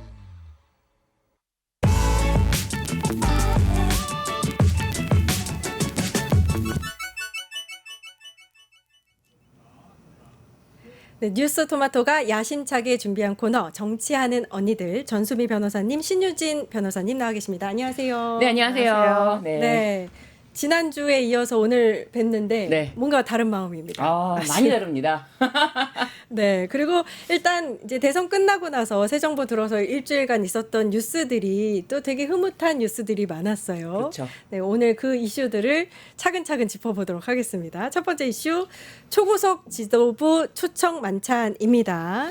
어제 저녁에 한남동 공간에서 여당 지도부들을 초청해서 만찬을 진행을 했습니다. 원팀 정신을 강조했다고 하죠. 어떻게 네. 보셨어요? 저는 지금 이재명 정부의 이런 속도감 있는 업무 처리 방식, 이런 거야말로 한국인이 원하는 업무 속도가 아닌가. 빨리빨리. 그렇잖아요. 뭔가 이렇게 뭐 하나 결정하려면 하세월이고 뭐 하나 이렇게 되려면은 막 진짜 오랫동안 기다려야 되고 이거는 우리랑 안 맞잖아요. 이게 진짜 대한민국 아닌가. 네. 진짜 대한민국을 외쳤던 그 선거 유세에 딱 맞는 속도감 있는 우리나라 국민들이 원하는 모든 것들의 순리대로 네 착착착착 거의 뭐 예전에 그러니까 종전 아무래도 비교가 될 수밖에 없는데 직전 대통령은 출근하지 않는 대통령이었다면 지금 대통령은 퇴근하지 않는 언제가 퇴근 시간인지 모르는 대통령으로 와 정말 놀랍다 그런 생각이 들고요. 그리고 사실 한남동 공간으로 이제 바로 가서 이렇게 하는 게 그것도 놀랍다. 그렇죠. 그렇죠. 사람들이 거기 좀 꺼리기도 하고 직전 대통령이 체포됐던 장소 무엇보다 체포됐던 장소라는 것 때문에 우리나라 사람들이 아무리 뭐 미신을 믿다 안 믿다를 다 떠나서 부정탄다 이런 얘기는 좀 하잖아요. 근데 그럼에도 불구하고 그런 거 없이 바로 또 가서 또 여당 지도부들 바로 불러서 이렇게 초청해서 네. 만찬까지 하고 대단하다. 네, 진짜 네. 대한민국의 업무 속도다. 사진 보니까 뭐 박찬대, 정천래, 서영교 의원도 보이고요. 1, 2기 지도부가 함께 만찬을 벌인 거라고 합니다. 이번에 원내대표 도전하는 서영교, 김병기 의원도 있었습니다. 어떻게 보셨어요? 저는 아마 이러한 모습을 사진 보면서 딱 떠올랐던 게 네이버에서 봤던 댓글이 떠올랐어요. 그러니까 야 이재명이 진짜 일 잘하면 어떻게 하지? 그런 댓글이 있었거든요. 네. 그러니까 대통령이 딱 이렇게 확정이 된 다음에, 그러니까 아마 국민의힘이나 저쪽 극우 세력들이 제일 걱정했던 게 본인들이 정말 철저하게 악마화를 시켰던 게 이재명 후보고 대통령인데 너무나 일을 잘하는 모습을 보이면 자신들의 정당성이 없어지니까 그걸 비난을 해왔고 악마화를 해왔잖아요. 그래서 그런 우려의 모습을 보면서 이분이 바로 정말 너무나 준비됐고 유능할 것뿐만 아니라 자기 사람들을 마음으로 저렇게 진심을 챙기는, 솔직히 1, 2기 지도부는요, 그 윤석열 대통령의 노동 탄압, 언론 탄압, 야당 탄압으로 정말 많은 피해를 보셨던 지도부이기도 해요. 너무 힘들었죠, 야당으로서. 근데 그 탄압 속에서 같이 싸웠던 전우들을 저렇게 챙긴다. 나 이제 대통령 됐으니까 안녕이 아니라 나랑 같이 고생하셨죠. 그동안 윤 정권 탄압 속에서 얼마나 고생하셨습니까? 인간의 그 따뜻한 면모를 그동안에 악마시켰던 국민의힘이나 극우들이 되게 네, 우리가 저 잘못한 건가? 왜 악마를 시켰지? 그러니까 오히려 정반대되는 그 따뜻한 피가 흐르는 이재명 대통령의 모습을 참 보였다는 점에서 참 이재명이 이재명했다. 이재명답다라고 생각했습니다. 이재명답다. 네. 뉴스토마토 끝장 뉴스 지금 국내 유튜브 동접자 수가 1위를 하고 있다고 합니다. 많은 분들이 함께 해주고 계십니다. 네, 저희가 더 잘해야 됩니다. 네, 계속 가겠습니다. 시원시원하게 하죠. 시원시원하게. 시원시원. 정말 당하고. 네. 한남동 공간에 네. 개수영장이 발견됐다. 이게 이제 여당 지도부 만찬 이후에 불거져 나온 사진도 나왔어요. 그렇죠. 어떻게 보셨어요? 네. 정말 할 거 못할 거 없는 거 다 했구나. 그 전에 개수영장 보고 사람들이 근데 물을 그것 때문에 다 쓴 거 아니야라고 하는데 저는 그 개수영장 채우는 용도로 그 물이 그만큼 사용된 거 그것 가지고 다 설명이 된다고 생각하지 않거든요. 요거 가지고 설명은 다 되지 않는데 정말 그 강아지를 6마리 키우고 고양이 5마리인가 키우고 있었는데 강아지 6마리를 위해서 여기가 또 심지어 온수풀이라고 저는 들었거든요. 야 정말 이렇구나. 이렇게 내가 원하는 거 이거에 대해서 뭐 특별히 허가를 받고 이런 것도 아니라고 하는데 내가 원하는 거 아이들이 좀 편하게 놀았으면 좋겠다. 그런 발상 하나로 뭐든지 손가락 하나로 이압 하면 생기는 그렇게 살지 않았나. 네. 이거는 이제 시작이다. 밝혀질 것은 많이 남았다. 밝혀질 건 많다. 네. 뭐 강아지 복지 차원에서는 뭐 괜찮다는 생각이 드는데 그건 본인 돈으로 했어야 되는데 이게 국민 세금으로 온수풀을 만들었다는 게 좀 걸리는 거죠. 관저 이전 비용으로 사실 42억 이전 비용만 42억이 들었잖아요. 저기 뒤에 혹시 사진에 정자가 보이십니까? 네. 저 정자가 뭘 것 같아요?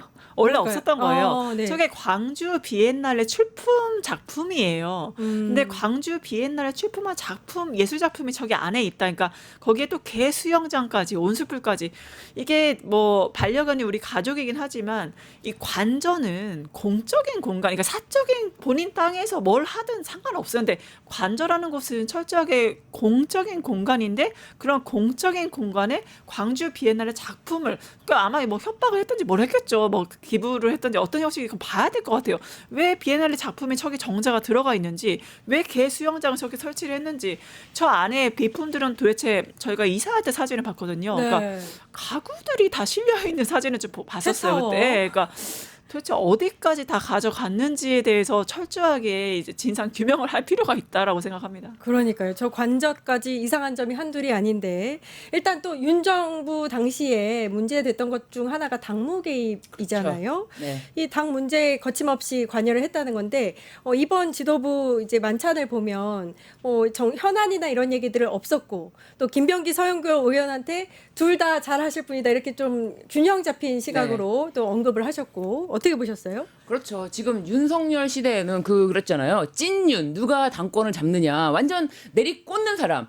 윤심이 내리꽂는 사람이 바로 당권을 잡고 그거 가지고 당권 가지고도 모든 것을 와 정말 어떻게 하면은 참 내 사람으로 꽉 채울 수 있을까 이거에 완전 혈안이 되지 않았습니까? 그런데 이제 아예 이재명 대통령은 당무 개입에 대한 논란을 아예 사전 차단하기 위해서 단톡은 아니죠. 단체 텔레그램 방을 아예 나오면서 그냥 여러분들 이제 여기서 나가겠다. 앞으로 잘 하시라라고 하면서 이렇게 나가면서 더 이상 당의 일에 대해서 누가 원내대표가 되든 당대표가 되든 사실 이 국정 운영이 지금 만만치가 않고 거의 퇴근을 안 할 정도로 지금 일이 산적해 있기 때문에 저는 민주당에서 어떤 일을 해결할 때 그 여당 대 정부로서의 만남 이런 거 외에 정말 내 사람이 원내대표 해야 돼. 내 사람이 당대표 해야 돼. 그래야 당 장악력을 놓치지 않는다. 이런 생각은 안 할 것 같아요. 왜냐하면 사실 민주당은 이미 당원 중심의 어떤 당이 됐거든요. 당원들이 원하는 대로 당이 나아가는 거예요. 이재명 대표가 어떠한 생각을 갖고 있던 당원들의 생각을 따라갔기 때문에 사실은 당심이 사실 이재명 대표의 그 마음과 같았던 거지. 그 이재명 대표의 드라이브로 당이 끌고 나가줬던 것도 아니거든요. 그래서 당원들에게 믿고 당원들에게 맡기는 사실 민주당의 당원들이 중심으로 되는 당을 돌려주는 거죠. 당원들에게. 민주당의 주인은 당원이고 네. 대한민국의 주인은 국민이다.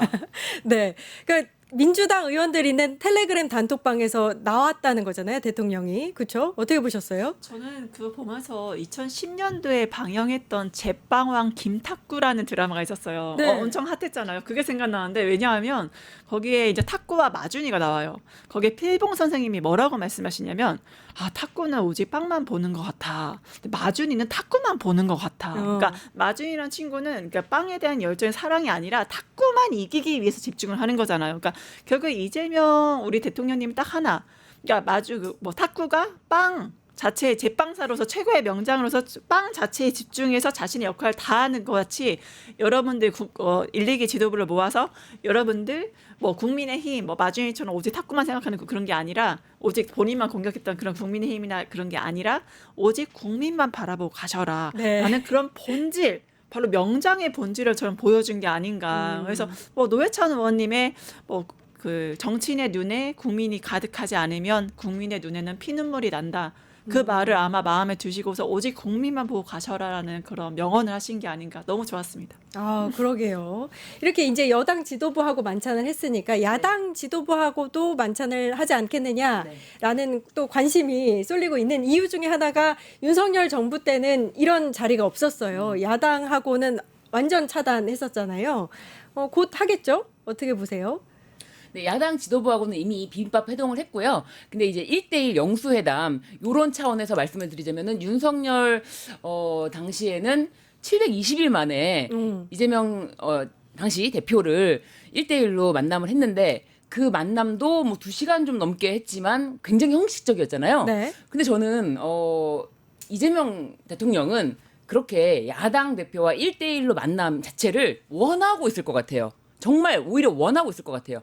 그런데 야당 국민의힘에 과연 당대표격으로 누구를 불러야 할지가 지금 고민이다. 그래서 못 부르는 게 아닐까요? 사실 김용태 비대위원장 본인도 본인 스스로가 얼굴 마담이라고 하지 않았습니까? 네. 그러니까 이 사람을 당대표격으로 사실은 대우를 해준다고는 할 수는 있지만 정말 허심탄회하게 국민의힘의 대표자로서 만나서 어떤 현안을 이야기하기에는 글쎄요, 뭐 대표격이 없잖아요. 그리고 얼른 전당대회를 해야 될 텐데 전당대회를 9월인가 한다고 저는 들었어요. 그래가지고 네. 그렇다 보면은 그런 측면 국민의힘이 준비가 안 돼서 늦어질 수는 있어도 이재명 대표는 하루빨리 영수회담 1대1 만남을 하고 싶을 것이다. 그러게요. 네. 국힘 대표와 회담이라든지 이렇게 저기를 하고 만찬을 하고 싶어도 네. 대표가 누구냐가 지금 애매하긴 네. 하네요. 그렇죠? 윤석열 씨는 일단 제1야당 영수와의 회담이라든지 이런 만남을 한 번밖에 하지 않았고 제일 많았던 때가 김대중 전 대통령 때라고 해요. 8번 만났었다고 합니다. 이재명 대통령도 그러지 않을까 싶은데 어떻게 보세요? 결국에는 두 가지인 것 같아요. 방법은 야당과의 그러니까 윤석열 대통령처럼 상대 야당의 대표를 악마화해서 숨는 방법이 있고 두 번째는 김대중 대통령처럼 1대1 영수회담으로 정면 돌파를 하는 방법이 있을 것 같은데 결국에는 이재명 대통령께서 모두의 대통령이 되기 위한 요건은 딱 3가지입니다. 첫 번째는 바로 언론과의 소통이 있을 거고요. 대국민 여론을 수렴하시는 거. 마지막으로 지금 논의가 되는 바로 야당과의 협치. 이 3가지가 바로 이재명 대통령이 민주당 대통령이 아니라 모두의 대통령을 거듭나는 그런 방법일 텐데 결국 야당과 협치에 있어서는 방법론 아까 말씀드린 아마 1대1 정면 돌파 이재명 대통령 하면은 원래 정면 돌파를 항상 하시는 분이 그만은 사법 리스크로 다 정면 돌파 다 부셔내시고 여기까지 왔잖아요. 그러니까 정면 돌파로서 영수회담 하시면서 모두의 대통령으로 거듭날 거란 확신을 합니다. 모두의 대통령 확신한다 이렇게 말씀해 주셨습니다. 이슈 두 번째로 넘어가겠습니다. 외교팀 인선은 언제입니다. G7 정상회의가 15일부터 시작이 되고요. 이재명 대통령은 초청을 받아서 참석하기로 했습니다. 일단은 시간이 조금 촉박합니다. 네. 그리고 이제 외교팀 인선이 아직입니다. 네. 그래서 빠르게 좀 인선부터 이루어져야 될 것 같은데 일단 강유정 대변인이 이렇게 실무적으로는 준비가 착수를 했고 곧 있으면은 발표까지 하겠다 이렇게 얘기를 했습니다. 네. 어떻게 보고 계세요? 근데 일단 저는 미국 대통령과의 지금 통화하는 모습 나오는데 미국 대통령과의 통화가 늦어진다고 국내 언론에서 어마어마하게 그래서 걱정을 그렇게 하더라고요. 통화가 늦어진다. 역시 이재명 대통령에 대해서는 미국에서 아직까지 신임을 하는 건 아닌 것 같다. 미국과의 뭐 반미 뭐 이런 얘기가 나오기 때문에 미국에서 전화를 안 한다. 엄청나게 걱정을 했는데 6일 통화가 깔끔하게 완료됨과 동시에 G7의 초청. 이게 진짜 취임한 지 15일 만인가요? 예, G7 회의에 가는 건데 네. 과거 윤석열 정부 얘기를 안 할 수가 없습니다. 당시에 2022년 6월에 독일에서 열리는 G7의 초청을 받지 못했습니다. 그리고 또 일본에서 열리는 G7에는 초청을 한 번 받았고 다시 이탈리아에서 열리는 G7에는 초청받지 못했습니다. 그러니까 3번 중 일본에서 열리는 것에만 초청을 받은 거예요. 그런데 이재명 대통령은 바로 G7 회의에 초청을 받는 것. 이거는 뭐냐? 그 코스피 지수도 2,800을 넘었죠? 이런 것처럼 외국에서 이재명 대통령 실용 외교이기 때문에 반드시 만나서 이야기를 직접 들어봐야 되는 사람이다. 이런 거에 대한 평가가 이미 있다. 그래서 저는 외교팀 인선이 아직이라고 하지만 G7 초청받고 가는 날까지는 뭐 완료되지 않을까요? 게다가 또 이제 그 대통령 전용기에 대해서도 그 문재인 대통령 시절에 탔던 그 취재진을 대폭 축소하지 않았습니까? 네. 윤 정부 당시에 그것도 다시 복원을 해서 정말 우리나라가 대한민국의 리더십을 보여주는 어떤 첫 공식 행보가 아닐까 그렇게 보여집니다. 그래서 내교팀 인선이 지금 다 결정난 건 아니라 하더라도 아직 일주일도 안 됐거든요. 네. 걱정이 안 됩니다. 네. 일단 그래도 외교나 안보 라인은 시급하다라는 이야기는 있는데 인선이 빠르게 좀 진행되긴 해야 될 것 같습니다. 특히 G7 같은 경우는 이제 정말 그 미국이나 영국이나 캐나다, 뭐 일본과 같은 주요국들이 모이는 자리이기 때문에 그거를 준비하는 외교팀의 준비는 정말 중요할 것 같습니다. 근데 제가 가짜 뉴스를 보고 좀 분노해서 팩트 체크를 하고 싶은데 저쪽 아마 국민의힘 진영 사람들이 이거는 뭐 본인들 조태열 외교부 장관이나 본인들이 다 작업을 해서 캐나다 초청 걱정받은 걸 하셨는데 죄송한 말씀이지만 네. 아니고요.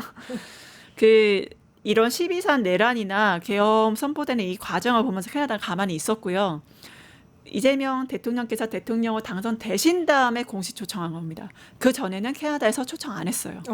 안 하고 있을 거예요. 그러니까 이 윤석열 12.3 내란 이후에 캐나다는 상황을 보고 있었고 초청할 사람도 사실 없고 이러한 정말 민주주의 국가에서 벌어지지 말아야 될 일을 자행한 지금 윤 정권 하에 권한대행에게 뭐 어떻게 이거 초청할 수 있겠습니까? 지켜보다. 왜냐하면 우리가 G7 주요국이 아니잖아요.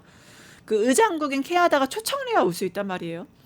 캐나다 엘버타주에서 아마 그리고 날짜가 이제 6월 15일부터 17일까지 열릴 겁니다. 굉장히 시간이 조금 남았는데 그런 상황에서 캐나다가 바로 이재명 대표를 이재명 정부를 지목해서 이재명 대통령을 지목해서 초청한 이유는 간단하다. 12.3 내란이라든가 민주주의 국가에서 용납할 수 없는 행위들에 대해서 본인들도 동감하지 않는 거고 이거를 다 극복하고 대통령으로서 역할을 기대하는 G7의 주요국들 특히 의장국인 캐나다에서 이재명 대통령을 초대함으로 인해서 새로운 외교 무대의 지평을 넓히고 새로운 대한민국과 좋은 외교 관계를 이루고 싶은 그 각국의 지도자들의 희망과 열망이 담긴 거다. 저는 굳게 그렇게 봅니다. 그러니까 G7 정상회의 초청도 굉장히 의미 있는 거네요. 네, 당연하죠. 네. 일단 외교 라인에 하마평에 오르는 분들이 몇 분 계십니다. 네. 위성락 국가 외교안보실장도 있고요. 김현종 전 국가안보실 이창장도 얘기가 나오고 있고 외교부 장관에는 조현 전 외교부 차장도 있습니다. 네. 어떻게 보고 계세요? 저는 뭐 지금 거론된 분들, 뭐 조현 전 외교부 차관이라든지 김현종 국가안보실 2차장 특보라든지 그리고 선대위에서 같이 외교 라인으로 활동을 하셨던 분들이기 때문에 이미 어느 정도 의견이라든지 외교에 대한 생각이 실용 외교라는 말이 괜히 나온 말이 아니잖아요. 어떻게 하면 우리나라가 외교적으로 잘 지형적으로는 굉장히 중요한 위치에 있지만 사실은 굉장히 어렵잖아요. 이게 외교라는 게 뭐 미국도 생각해야 되는데 사실 그리고 중국에서 지금 또 히토류 관련해서 또뭐 여러 가지 문제가 있는데 이런 것도 외교로 잘 풀어야 되는 건데 우리나라는 그 부분에 대해서 어떤 입장인지 이거를 세울 때 하나의 원칙, 실용 외교다라는 것은 우리나라 국익을 위해서 어떤 나라랑도 어떤 이야기든 다 할 수가 있다. 저는 그렇게 보여져요. 그래서 뭐 굴종 외교, 뭐 친일 외교 이런 거로는 이제 더 이상 안 된다라는 걸 확실하게 보여줬고 전 정부에서 그런 거 했기 때문에 우리나라가 그렇게 힘들었던 거고 그런 게 아니기 때문에 선대위에서 이미 함께 말을 맞췄던 분들과 함께라면은 저는 외교 정책이 가장 좀 기대가 됩니다.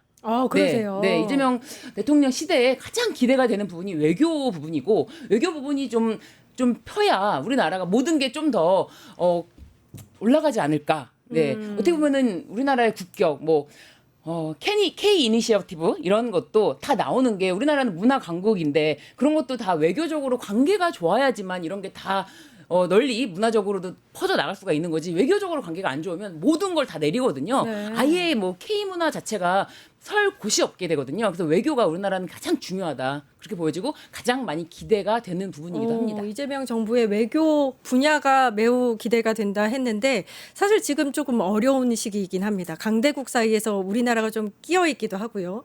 트럼프 정부가 들어서면서 더 어려운 시기에 놓여 있기도 하고 뭐 러시아 우크라이나 전쟁 사이에서 북한과의 관계 이런 문제도 있고요.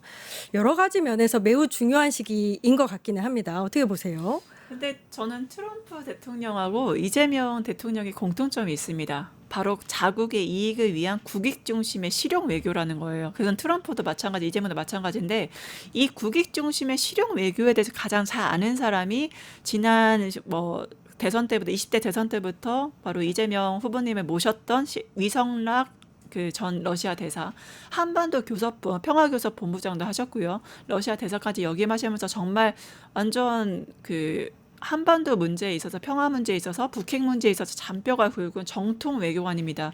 특히 위성락 그 안보실장에 대한 평가는 미국이나 일본이나 G7뿐만 아니라 G20 다른 국가들에서 위성락 하면 이재명 믿을 수 있다. 오직 그런 평가도 나왔었어요. 그러니까 반미 아니야? 그런 평가가 외교가 있었는데 근데 위성락 대사가 여기에 있다고? 그러면은 이재명은 정말 실용 외교? 이념 외교가 아니라 진짜 외교를 하는 사람인가라는 확신을 줬던 게 바로 위성락 전 러시아 대사이자 지금 안보실장이거든요. 그래서 그 위성락 대사가 우선 지금 의원이자 지금 안보실장으로 지금 가 계시기 때문에 주변국에 그리고 세계 강국들 선진국의 여러 나라에 외교적 확신을 주고 있다는 점이 굉장히 안전핀이 지금 되고 있고요. 지금 이제 논의가 되는 게 아직 외교부 장관 인선이 안 되는데 왜 조현 외교부 차관이 논의가 되느냐 이유는 네. 간단합니다. 외교부 1, 2차관을 다 했어요. 그리고 유엔 대사까지 다 했습니다. 그 유엔 대사로서 우리나라 대표에서 유엔에서 발언을 해야 되고 1, 2차관 모두 행정부 안에서 경험했고 무엇보다 굉장히 잔뼈가 있고 또 외교통이라는 점에서 외교부 안에서도 굉장히 신뢰를 받고 있고 무엇보다 조현 전 차관의 특징이 있어요.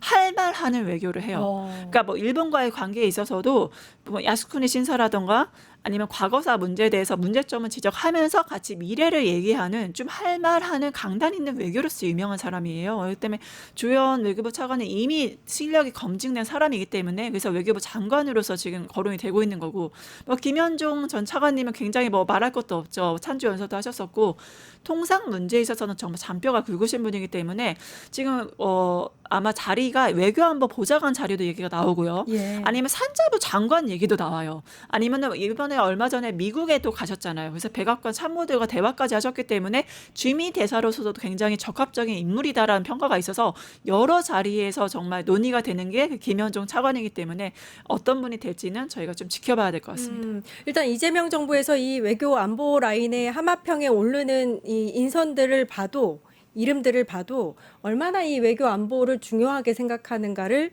엿볼 수 있는 것 같습니다. 자, G7의 초청을 받아서 참석하기로 했고요. 나토는 초청을 받았는데 일단 참석 여부는 아직 불투명합니다. 이런 정상회의 참석 이런 것들이 득과 실은 있을 것 같아요. 좀 네. 분석을 해주신다면. 일단 뭐 걱정하는 분들이야 워낙에 뭐 그렇죠. 사소한 걸음 하나에도 조심해야 된다라는 것 때문에 이 참석해도 초청을 받아 참석해도 뭔가에 대한 걱정이 계속 가득가득 있겠지만 글쎄요. 저는 그런데 이재명 대통령이 그 민방위복인가요? 그거 네. 이제 그것이 옷 색깔이 달랐잖아요. 노란색과 이제 초록색. 초록색 달랐는데 돈 뭐하러 들여서 새로 맞추냐. 그냥 입고 하자. 그 정도거든요. 그 정도라는 것은 저는 뭐 예를 들면 어떤 걱정이 있고 아니 그래도 지금 새 정부의 어떤 새로운 걸 보여줘야 돼. 보여주기식에 대한 거는 하나도 생각을 아예 안 하시는 분이다. 그러니까 어떤 모습을 보여지든지 간에 그건 중요한 게 아니고 정말 그 알맹이만 취하는 그런 스타일이기 때문에 뭐 지금 나오는 걱정들, 우려들 그런 것에 대해서는 사실상 이렇게 마음이 편할 수가 없다. 그런 생각이 들어요. 그래서 예전에 이제 문재인 정부 당시에는 이제 뭐 주요 언론에서 어마어마하게 또 막 폭격하듯이 문재인 정부의 어떤 실책이라든지 그런 거 걱정 같은 거 그런 거를 마구 쏟아낼 때 이걸 어떻게 대응할 것인가 솔직히 좀 걱정되는 부분도 없진 않았습니다. 그런데 지금은 이제 막 시작이고 아직 일주일도 안 된 지금 새로운 정부 출범에 이제 갖가지 뭐 걱정과 우려 섞인 이런 이야기들을 하는데 뭐 하나가 걱정이 안 된다. 네. 그 정도의 마음이면은 저는 글쎄요. 지금 정말 어려운 상황이고 그 관저에 들어가서 뭐 하는 그런 작은 행보부터 외교까지 지금 모든 게 시험대에 올랐는데 그런 것에 대해서 아주 차근차근 탁 알맹이 취할 것만 취하면서 뚜벅뚜벅 갈 길을 가지 않을까라는 생각이 저는 듭니다. 일단 일부 실무자들 사이에서는 G7 참석이라든지 나토에 참석하는 문제조차도 좀 서두를 필요 없다 이런 이야기가 일부에서 나왔다는 이야기가 있고요. 어떤 면에서는 미중 관계 해빙 모드에 G7 참석은 당연하다 이렇게 보시는 분들도 있고 결국에는 이제 참석하는 쪽으로 가닥을 잡았는데 어떻게 보세요, 변호사님은? 아무래도 G7, 나토 둘 다 참여하는 파가 있고요. 사실 안에서 그리고 G7만 참여한다도 있었고 사실 둘 다 하지 않는다. 왜냐하면 지금 취임하시자마자 좀 오랫동안 그 자리를 비우시게 되면 지금 아직 그 개편이 다 되지 않은 상황에서 문제가 있지 않냐 있었는데 아마 G7에 참여하신다는 거는 우선은 주요국인 의장국인 캐나다 초청도 있었지만 전남 6월 6일 밤 10시에 이루어진 트럼프 대통령과의 전화통화도 좀 영향을 미치지 않았나 싶어요. 왜냐하면 그때 전화통화 내용이 굉장히 재밌었어요. 왜냐하면 우리가 당사자 정치라고 하잖아요. 네. 트럼프 대통령과 이재명 대통령님의 공통점이 되게 많습니다. 둘 다 검사를 너무 싫어해요. 오. 아니 검사한테 트럼프한테 정치 표적 수사를 당하고 보복을 당하셨기 때문에 트럼프도 해리스를 그렇게 싫어했던 이유가 검사 출신이라는 것 때문에도 있지 않았습니까? 아마 그 정치적 어려움을 극복하고 둘 다 대통령을 우뚝 선 서로의 위치에 대한 동감대도 그때 통화 내용에 있었고요. 무엇보다 둘 다 암살 테러 위협도 받았잖아요. 트럼프 대통령은 총알이, 그리고 이재명 대통령은 칼. 그러니까 서로의 암살 테러 위험의 그런 어려움에 봉착했던 그런 것들 얘기하면서 나도 그랬어요. 암살 때문에 그때 얼마나 많이 피를 흘리고 힘들었는지 나도 그랬다. 그러니까 이러한 어려움을 극복한 동지로서의 그런 친밀감이 분명히 작동했고 무엇보다 골프. 트럼프 대통령 아마 골프하면 정말 죽는 사람이거든요. 근데 우리 골프 한번 칩시다 얘기를 하니까 너무 좋다. 너무 저는 그래서 이 자리 빌어서 좀 제안드리고 싶은 건 우리나라에도 정말 훌륭하신 미셸이라든가 여러 가지 훌륭하신 골프 선수가 있고 트럼프 대통령도 타이거 우즈 여러 가지 대통령이 그 골프 선수가 있는데 2대2로 같이 전 세계적 유명한 골프 선수와 같이 2대2로 골프를 한번 하시는 건 어떠실까? 그것도 굉장히 골프 외교 정상 외교로서 좀 의미가 있겠다라고 생각을 했고 하여튼 결국엔 G7에 참여하게 된 거는 바로 6월 6일 밤 10시에 트럼프와의 통화, 공감대를 형성하고 어려움을 극복한 리더십을 발휘하고 그렇기 때문에 G7에 참여하는 이유는 우리 정상회담 해야죠.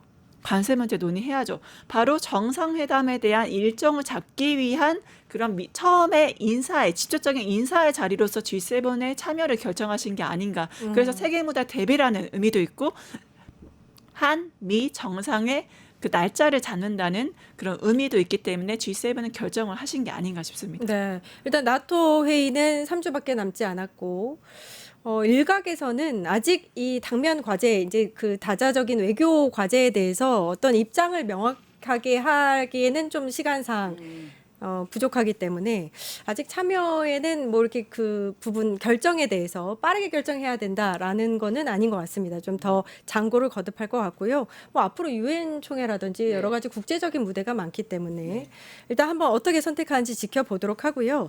한미 관세 협상이 7월 8일 로 시한이 다가오고 있어요. 그러면 이게 사실 우리 국가 경제에는 굉장히 중요한 문제이기 때문에 지금 백악관의 메시지라든지 야권의 무슨 친중 정부 프레임이라든지 이런 부분에 이제 신경 쓸 거 없이 일단은 국가의 이익을 좀 먼저 생각해야 된다. 실용 외교를 펼쳐야 된다. 이런 의견이 많습니다.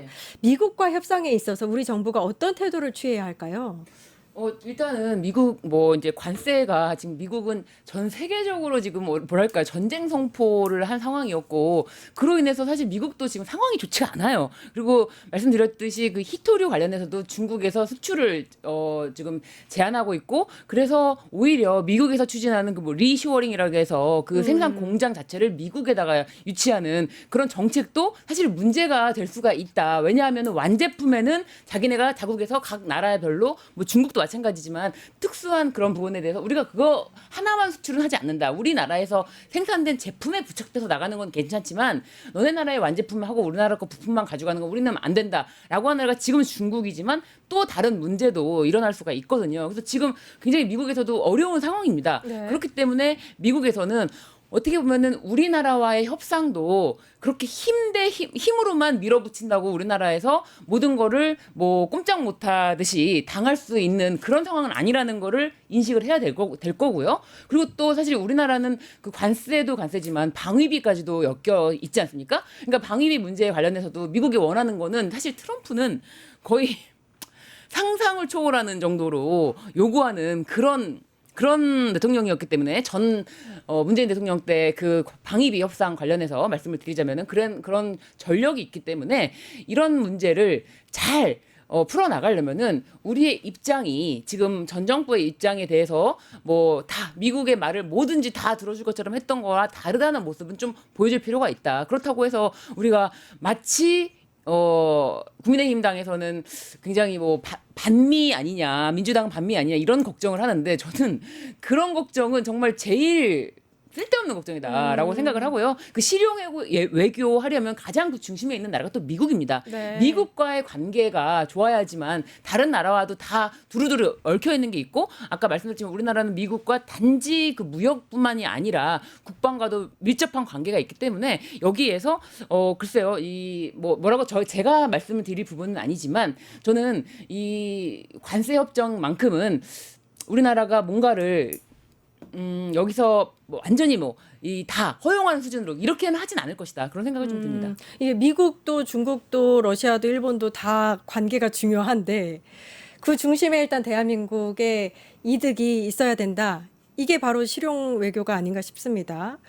그 대선 전에 한덕수, 김태효, 최상목 이런 인물들이 대선을 위해서 관세 협상에 나선 적이 있단 말이에요. 그때 어떤 협상을 벌였는가도 굉장히 중요한 것 같아요. 그걸 빨리 캐치를 해서 이 다음 새 정부가 협상을 해나갈 때 활용을 해야 될 것 같은데 어떻게 보세요? 그게 저는 바로 이재명 대통령께서 국무회의를 그러니까 전 정부 장관들, 차관들 앉혀놓고 한 이유가 바로 그것 때문인 것 같아요. 그러니까 지금 도대체 어디까지 협상했어?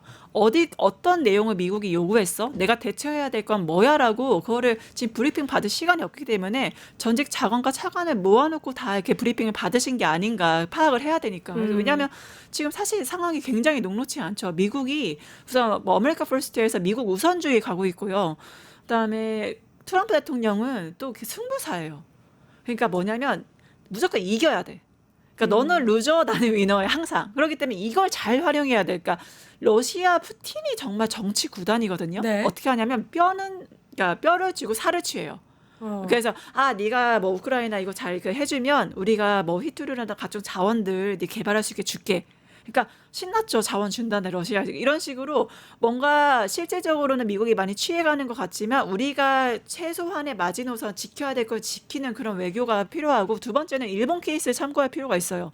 이시바 총리가 먼저 때려 맞았거든요. 관세 때문에. 그래서 어떻게 했냐면 시간 벌기 전략을 하고 있어요.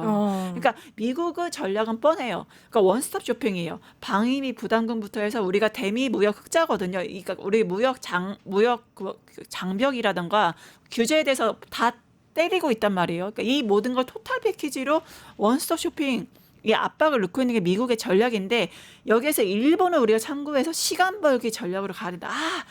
맞죠. 맞습니다. 하면서 제가 더 깊이 논의해서 어떻게 드릴 수 있을지 고민해보고 막 알래스카 개발 당연히 지당하신 말씀이고 하면서 시간 벌기 전략을 통해서 저희가 취할 건 취하고 내줄 건 내주는 전략으로 가야 된다.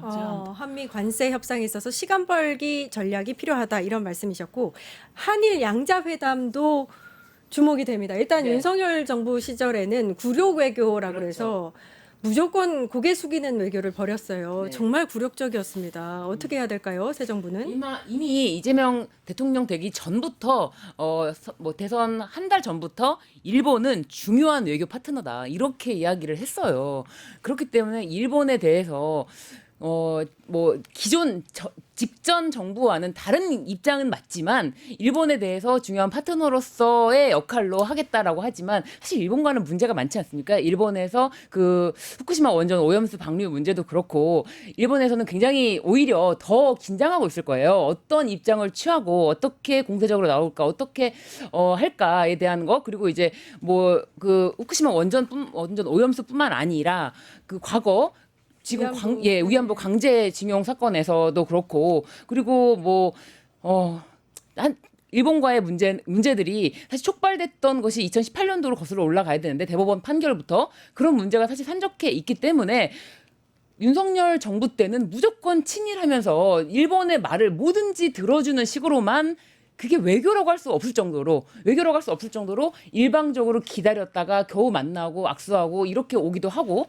모든 것에 대해서 일본이 원하는 대로 그리고 일본 좀 저희에게 어떻게 보면 굴욕적인 게 일본의 그 우길기를 단 함대들이 우리나라 바다를 휘젓고 다니고 그런 부분에 대해서만큼은 단호하게 저는 바뀌어야 된다라는 생각을 하고 있고요. 그런 부분에 대해서 문제점에 대해서는 분명히 인식하고 있을 것이다. 그렇지만 외교적인 파트너 외교적인 파트너지만 일본 군대라든지 뭐 우길기라든지 그리고 이제 기존의 우리나라 대법원 판례라든지 그리고 오염수 방류에 대한 입장이라든지 그런 거는 분명히 목소리가 달라질 것이다라고 할 생각이 듭니다. 이재명 대통령이 당대표 시절에 그러니까 제1야당일 때 윤석열 정부의 일본 대일 외교에 대해서 지나치게 복정적이다 이렇게 비판을 했거든요. 여기까지 가지는 않지 않겠는가라고 예상을 해봅니다. 어떻게 보세요? 이건 사실 미국의 외교가에서 이미 윤석열 정부 외교를 평가를 했어요. 그러니까 뭐라고 평가를 했냐면 윤석열 정부가 자국의 이익이 아니라 미국의 이익을 최선에서 일하는 게 보였다. 이게 미국의 외교가 관계자가 말한 거예요. 그러니까 한마디로 외부에서 객관적으로 보다도 윤석열은 자국 대한민국을 위한 게 오직 미국을 위해서, 오직 일본을 위해서 바라기로 일했다는 거거든요. 그러니까 참 그때 공마셨던 분들은 뭐 내란 특검법 이제 되겠지만 철저하게 저는 이제 진상 규명과 거기에 대한 책임을 지셔야 한다 생각을 하고, 근데 한일 이게 외교가 참 어렵죠. 근데 올해가 좀 의미심장해요. 왜냐하면 2025년이 한일 국교 정상화 60주년이고요. 그 광복 80주년이에요. 올해가. 그렇기 때문에 이러한 분위기 안에서 어떻게 과거사에 대한 문제, 강제징용, 위안부 문제, 뭐 사도강사 문제 굉장히 많이 불거졌잖아요. 그리고 뭐 위안부 문제는 뭐 박근혜 때 정말 최후 피해자분이 동의하지도 않는데 뭐 강제적으로 반의사적으로 그 동의를 하게 했다는 얘기도 있었고, 이번에 윤석열 정권 때도 또 똑같은 일이 있어요. 마지막에 그 남으신 할아버님께서 의식이 없을 때 유족 아드님이 2분 계셨는데 그중에 한 분 의사를 물어봐서 아드님이 좀 받고 싶다고 하니까 그분한테 몰래 그 정부에서 우리나라 대한민국 정부에서 윤석열 정부에서 몰래 그 사람 만나가지고 그러면 너희 아버지 사인만 받아오면 우리가 너한테 돈 줄게. 그러니까 의식도 없는 아버지, 그러니까 법적으로 본인이 의지나 의식이 없는 상태 도장 찍으면 그거는 무효거든요. 근데 네.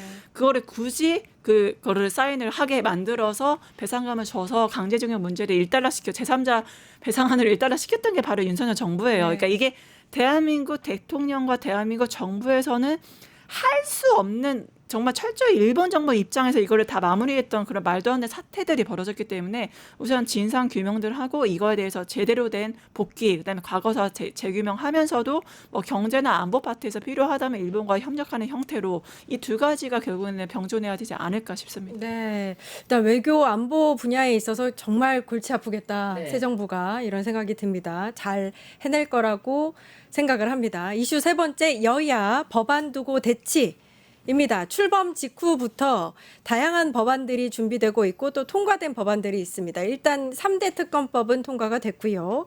또 방송 3법도 속도를 내고 있다 이런 소식이 들리고 주요 입법과제 추진 중인데 어떻게 보세요?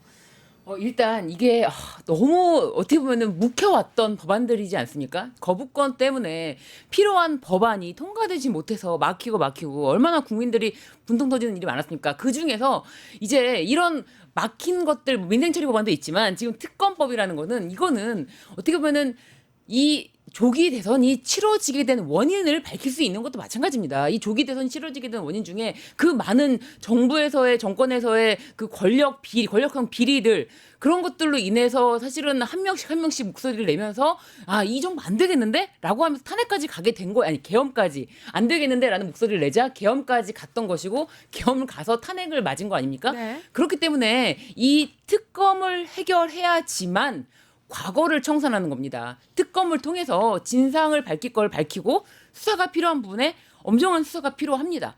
지금까지 검찰이 조금이라도 수사를 하는 척이라도 했다면 정말 우리 국민들이 그렇게 답답하면서 이 정권 물러가라라는 그 집회를 하지 않았을 거예요. 그런데 검찰이 완전히 권력의 핵심이 되면서 수사도 안 하고 뭉개고 그래서 특검법은 당연히 통과가 돼야 됐고요. 그리고 검사들은 절대로 어떤 잘못을 저질러도 내부에서 징계가 없구나. 그래서 그렇기 때문에 검사 징계법에 대해서도 문제가 있다. 그리고 이 부분도 처리가 됐고요. 방송 3법도 마찬가지입니다. 방송을 장악하는 지금도 이진숙 방통위원장입니다. 이진숙. 빵을 많이 좋아한다는 이진숙 방통위원장이 지금도 자리를 지키고 있는데 이런 것들에 대한 문제점이 국민들의 그 켜켜이 쌓인 그 한입니다. 그렇기 때문에 이게 통과가 돼서 이제 더 이상 거부권을 행사하지 않으면 정상대로 이것이 통과가 되고 처리가 될 것이다라는 기대 때문에 사실은 좀 희망과 기대감이 많이 높은 상황이고요.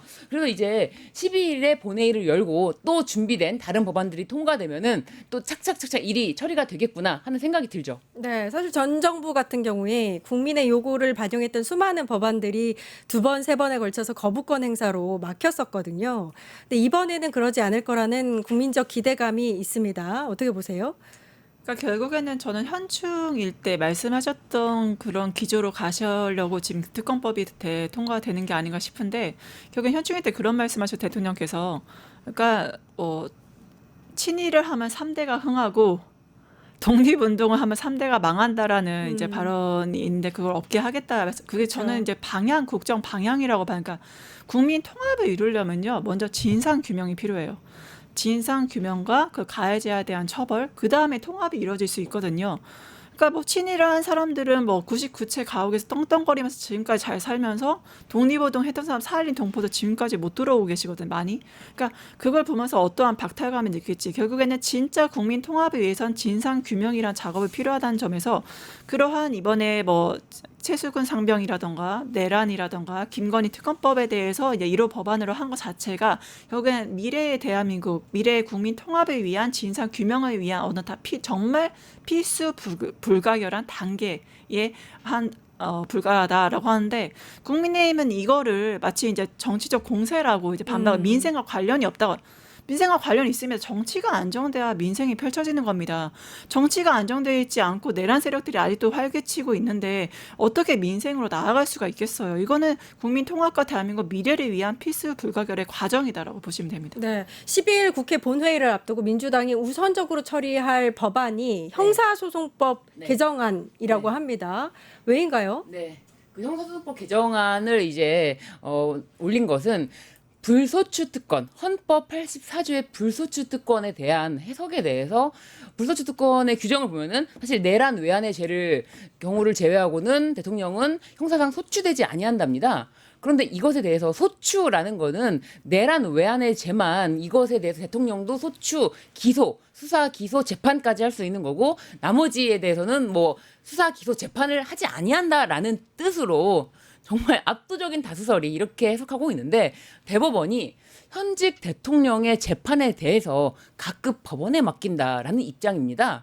각급 법원에서 재판을 하게 되면 하는 거지 뭐 각급 법원에 맡겼으니 나는 모른다라는 것이 조희대 대법원장의 입장이기 때문에 그렇다면은 현직 대통령 신분으로서 뭐 진짜 G7 회의도 가야 되고 안보도 해야 되고 뭐 챙겨야 될 게 많은데 그런데 재판에 출석하기 위해서 모든 국정을 멈춰라? 이거를 각급 법원에 맡긴다? 말이 안 되지 않습니까? 그렇기 때문에 이 부분을 명확히 하고자 함이 형사소송법 개정안입니다. 그러니까 원래 헌법 84조에 명시되어 있는 불소추권을 네. 이제 법적으로 좀 불명확한 부분을 명확히 하자 이런 법이지 국힘 주장처럼 방탄법은 아니다. 이런 네, 얘기죠? 맞습니다. 왜냐하면 사실 기소가 있어야 재판이 있는 거예요. 그러니까 헌법 84조에 뭐든지 법이 약간 모호할 때는 그 법의 입법 목적인데 84조가 존재하는 이유는 그런 이제 불소추 특권을 부여한 이유는 그 국민의 손으로 직접 뽑은 대통령의 안전적인 국정 운영을 위해서거든요. 네. 근데 기소가 있을 때 재판이 있는 건데 이게 기소는 아니지만 재판은 그대로다. 이거는 정말 아전인수이고 잘못된 해석이고 기소와 재판은 결국 기소가 돼야 재판이 진행되는 거니까 하나로 간다는 점에서 헌법 84조에는 불소추 특권 안정적인 국정 운영 정신에 대해서 명시가 돼 있지만 이거에 대한 구체적인 어떤 법이 약간 미비하기 때문에 그거를 보완한다는 취지에서 한다는 것이지 절대적으로 방탄이라던가 그런 건 아니다라고 말씀드리고 싶습니다. 네. 이게 불기소 특권이 아니고 불소추 특권입니다. 네. 불기소라고 하면은 불기소니까 재판은 포함되는 거 재판은 할 수 있어라고 할 수 있겠지만 이건 어디까지나 불소추 특권이라는 것이고 이 소추라는 의미는 기소보다 넓은 개념이다. 이게 다 여태까지는 확고한 그런 어떤 학설이라고 할 수도 없이 확고한 어떤 학계의 정론이었는데 이거를 이제 이재명 대통령은 재판을 받아야 된다. 네. 이런 식으로 해석을 하니까 이거 법으로서 이거를 정비하는 것뿐이다라고 네. 말씀드립니다. 그러니까 이게 네. 기술자의 말장난이에요. 이게 말씀하신 대로 불소추 특권이기 때문에 이거 기소만 되고 뭐 재판은 안 된다. 이거는 진짜 정말 말장난에 불과하다. 그러니까 마치 국힘은 불소추 특권이 대통령의 특권인 마냥 개인적인 특권인 마냥 말을 하는데 그게 아니라 국정 운영과 국가의 안보 이제 안정을 위한 것이다 이렇게 정리하면 되겠죠. 헌법에서도 취지 자체가 그렇습니다. 이미 네. 84조에 있는 네. 법이다. 네. 아니 이게 이재명 대통령이 아니라 다른 누구를 상정해 놓아도 아무리 이제 100% 무죄가 나올 확실한 사건이라고 해도 만약에 검찰이 기소를 해놨어요. 그러면 대통령이 된 사람은 대통령 재임 기간 동안에 어떠한 죄명이라도 무죄가 나올 게 아무리 확실하다 하더라도 대법원 가서 무죄 판결 받기 전까지는 재판을 다녀야 된다는 겁니까? 네. 말이 안 되잖아요. 그렇죠. 그러면 검찰이 미래의 대통령에 대해서 재판을 출석하게 만들 수 있는 검찰의 그런 어떤 기소권을 남용할 수 있는 그런 걸 충분히 여지를 남겨준 거잖아요. 그건 말이 안 되는 건데 그걸 지금 국힘에서는 그래야지라고 하고 있는 거예요. 네. 검찰이 기소만 하면 3심 대법원 가서 무죄가 나올 때까지 모르는 거야. 이렇게 말하잖아요, 다들. 재판이 무죄가 아직 확정된 건 아니지 않아? 라고 이렇게 말하듯이 기소만 하면은 뭐 현직이든 뭐 누구든지 간에 대통령까지도 재판 출석 의무를 부여한다? 이거는 아니다. 이것에 대해서 명확한 해석을 형사소송법에 규정을 하는 것이기 때문에 저는 이건 진짜 말이 안 되는 거를 뭐 국민의힘에서는 주장할 수 있는 부분이다라고 생각이 듭니다. 네, 12일 국회 본회의에서 형사소송법 개정안이 통과될 것으로 보입니다. 자, 주진우 국힘 법률자문위원장이 네. 법사위원장을 가지고 와야 한다라고 주장을 하고 나경원 의원도 아마 이와 관련해서 발언을 한 것 같고요. 법사위원장을 때 아닌 이제 법사위원장 자리 싸움이 벌어졌는데 이 부분에 대해서는 어떻게 해석을 하세요? 네.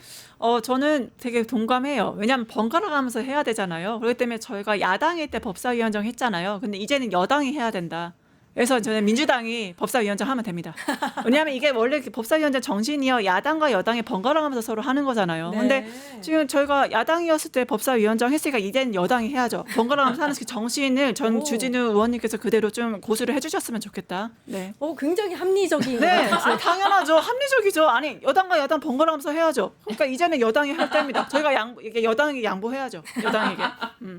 네. 저는 다른 사람이라면 모르겠는데 이 주진우 의원이 이야기를 하니까 절대 국민의힘에서 법사위원장을 못 갖고 가겠구나 그런 생각이 듭니다. 아, 네. 네, 이 주진우 의원이 이야기하는 거는 특히 법 관련해서 법자가 들어가는 관련해서 이야기를 하면은 전부 다 그게 반대로 되더라고요. 근데 이 주진우 의원이 뭐 법사위원장에 대해서 이야기를 했기 때문에 이거는 네. 절대 실현될 수가 없겠다. 네. 그렇게 좀 관측하고 있습니다. 알겠습니다. 네. 법사위원장 자리를 누가 가지고 가느냐. 네. 아니, 여당이 가져가면 번갈아가면서 하는 거라니까. 여당이 가져가면 돼요. 아니 네. 근데 주진우 의원님 말씀 너무 잘하셨어요. 번갈아가면서 해야죠. 네, 매우 합리적이라고. 네, 매우 합리적인 분이십니다. 알겠습니다. 정치하는 언니들 여기까지 하겠습니다. 전수미 변호사님, 신울진 변호사님 고생해 주셨습니다. 감사합니다. 감사합니다. 네, 끝장뉴스 준비한 소식은 여기까지입니다. 내일 오후 4시 50분에 다시 찾아뵙겠습니다. 감사합니다. 고생하셨습니다. 뉴스토마토가 12.3 내란을 막아낸 시민영웅 1000명 찾기 프로젝트를 진행합니다. 내란을 막고 탄핵 소추를 이뤄낸 시민영웅 1000명을 찾아내 대한민국 민주주의의 역사로 기록하고 시상의 본보기로 삼음으로써 민주주의를 더 널리 확산하기 위한 프로젝트입니다. 이 과정에 직접 참여했거나 참여자를 추천해 주실 분들은 우측 제보하기 QR코드나 아래 메일로 추천 및 제보해 주세요. 많은 참여 바랍니다. 뉴스토마토와 함께해 주실 분들을 기다립니다.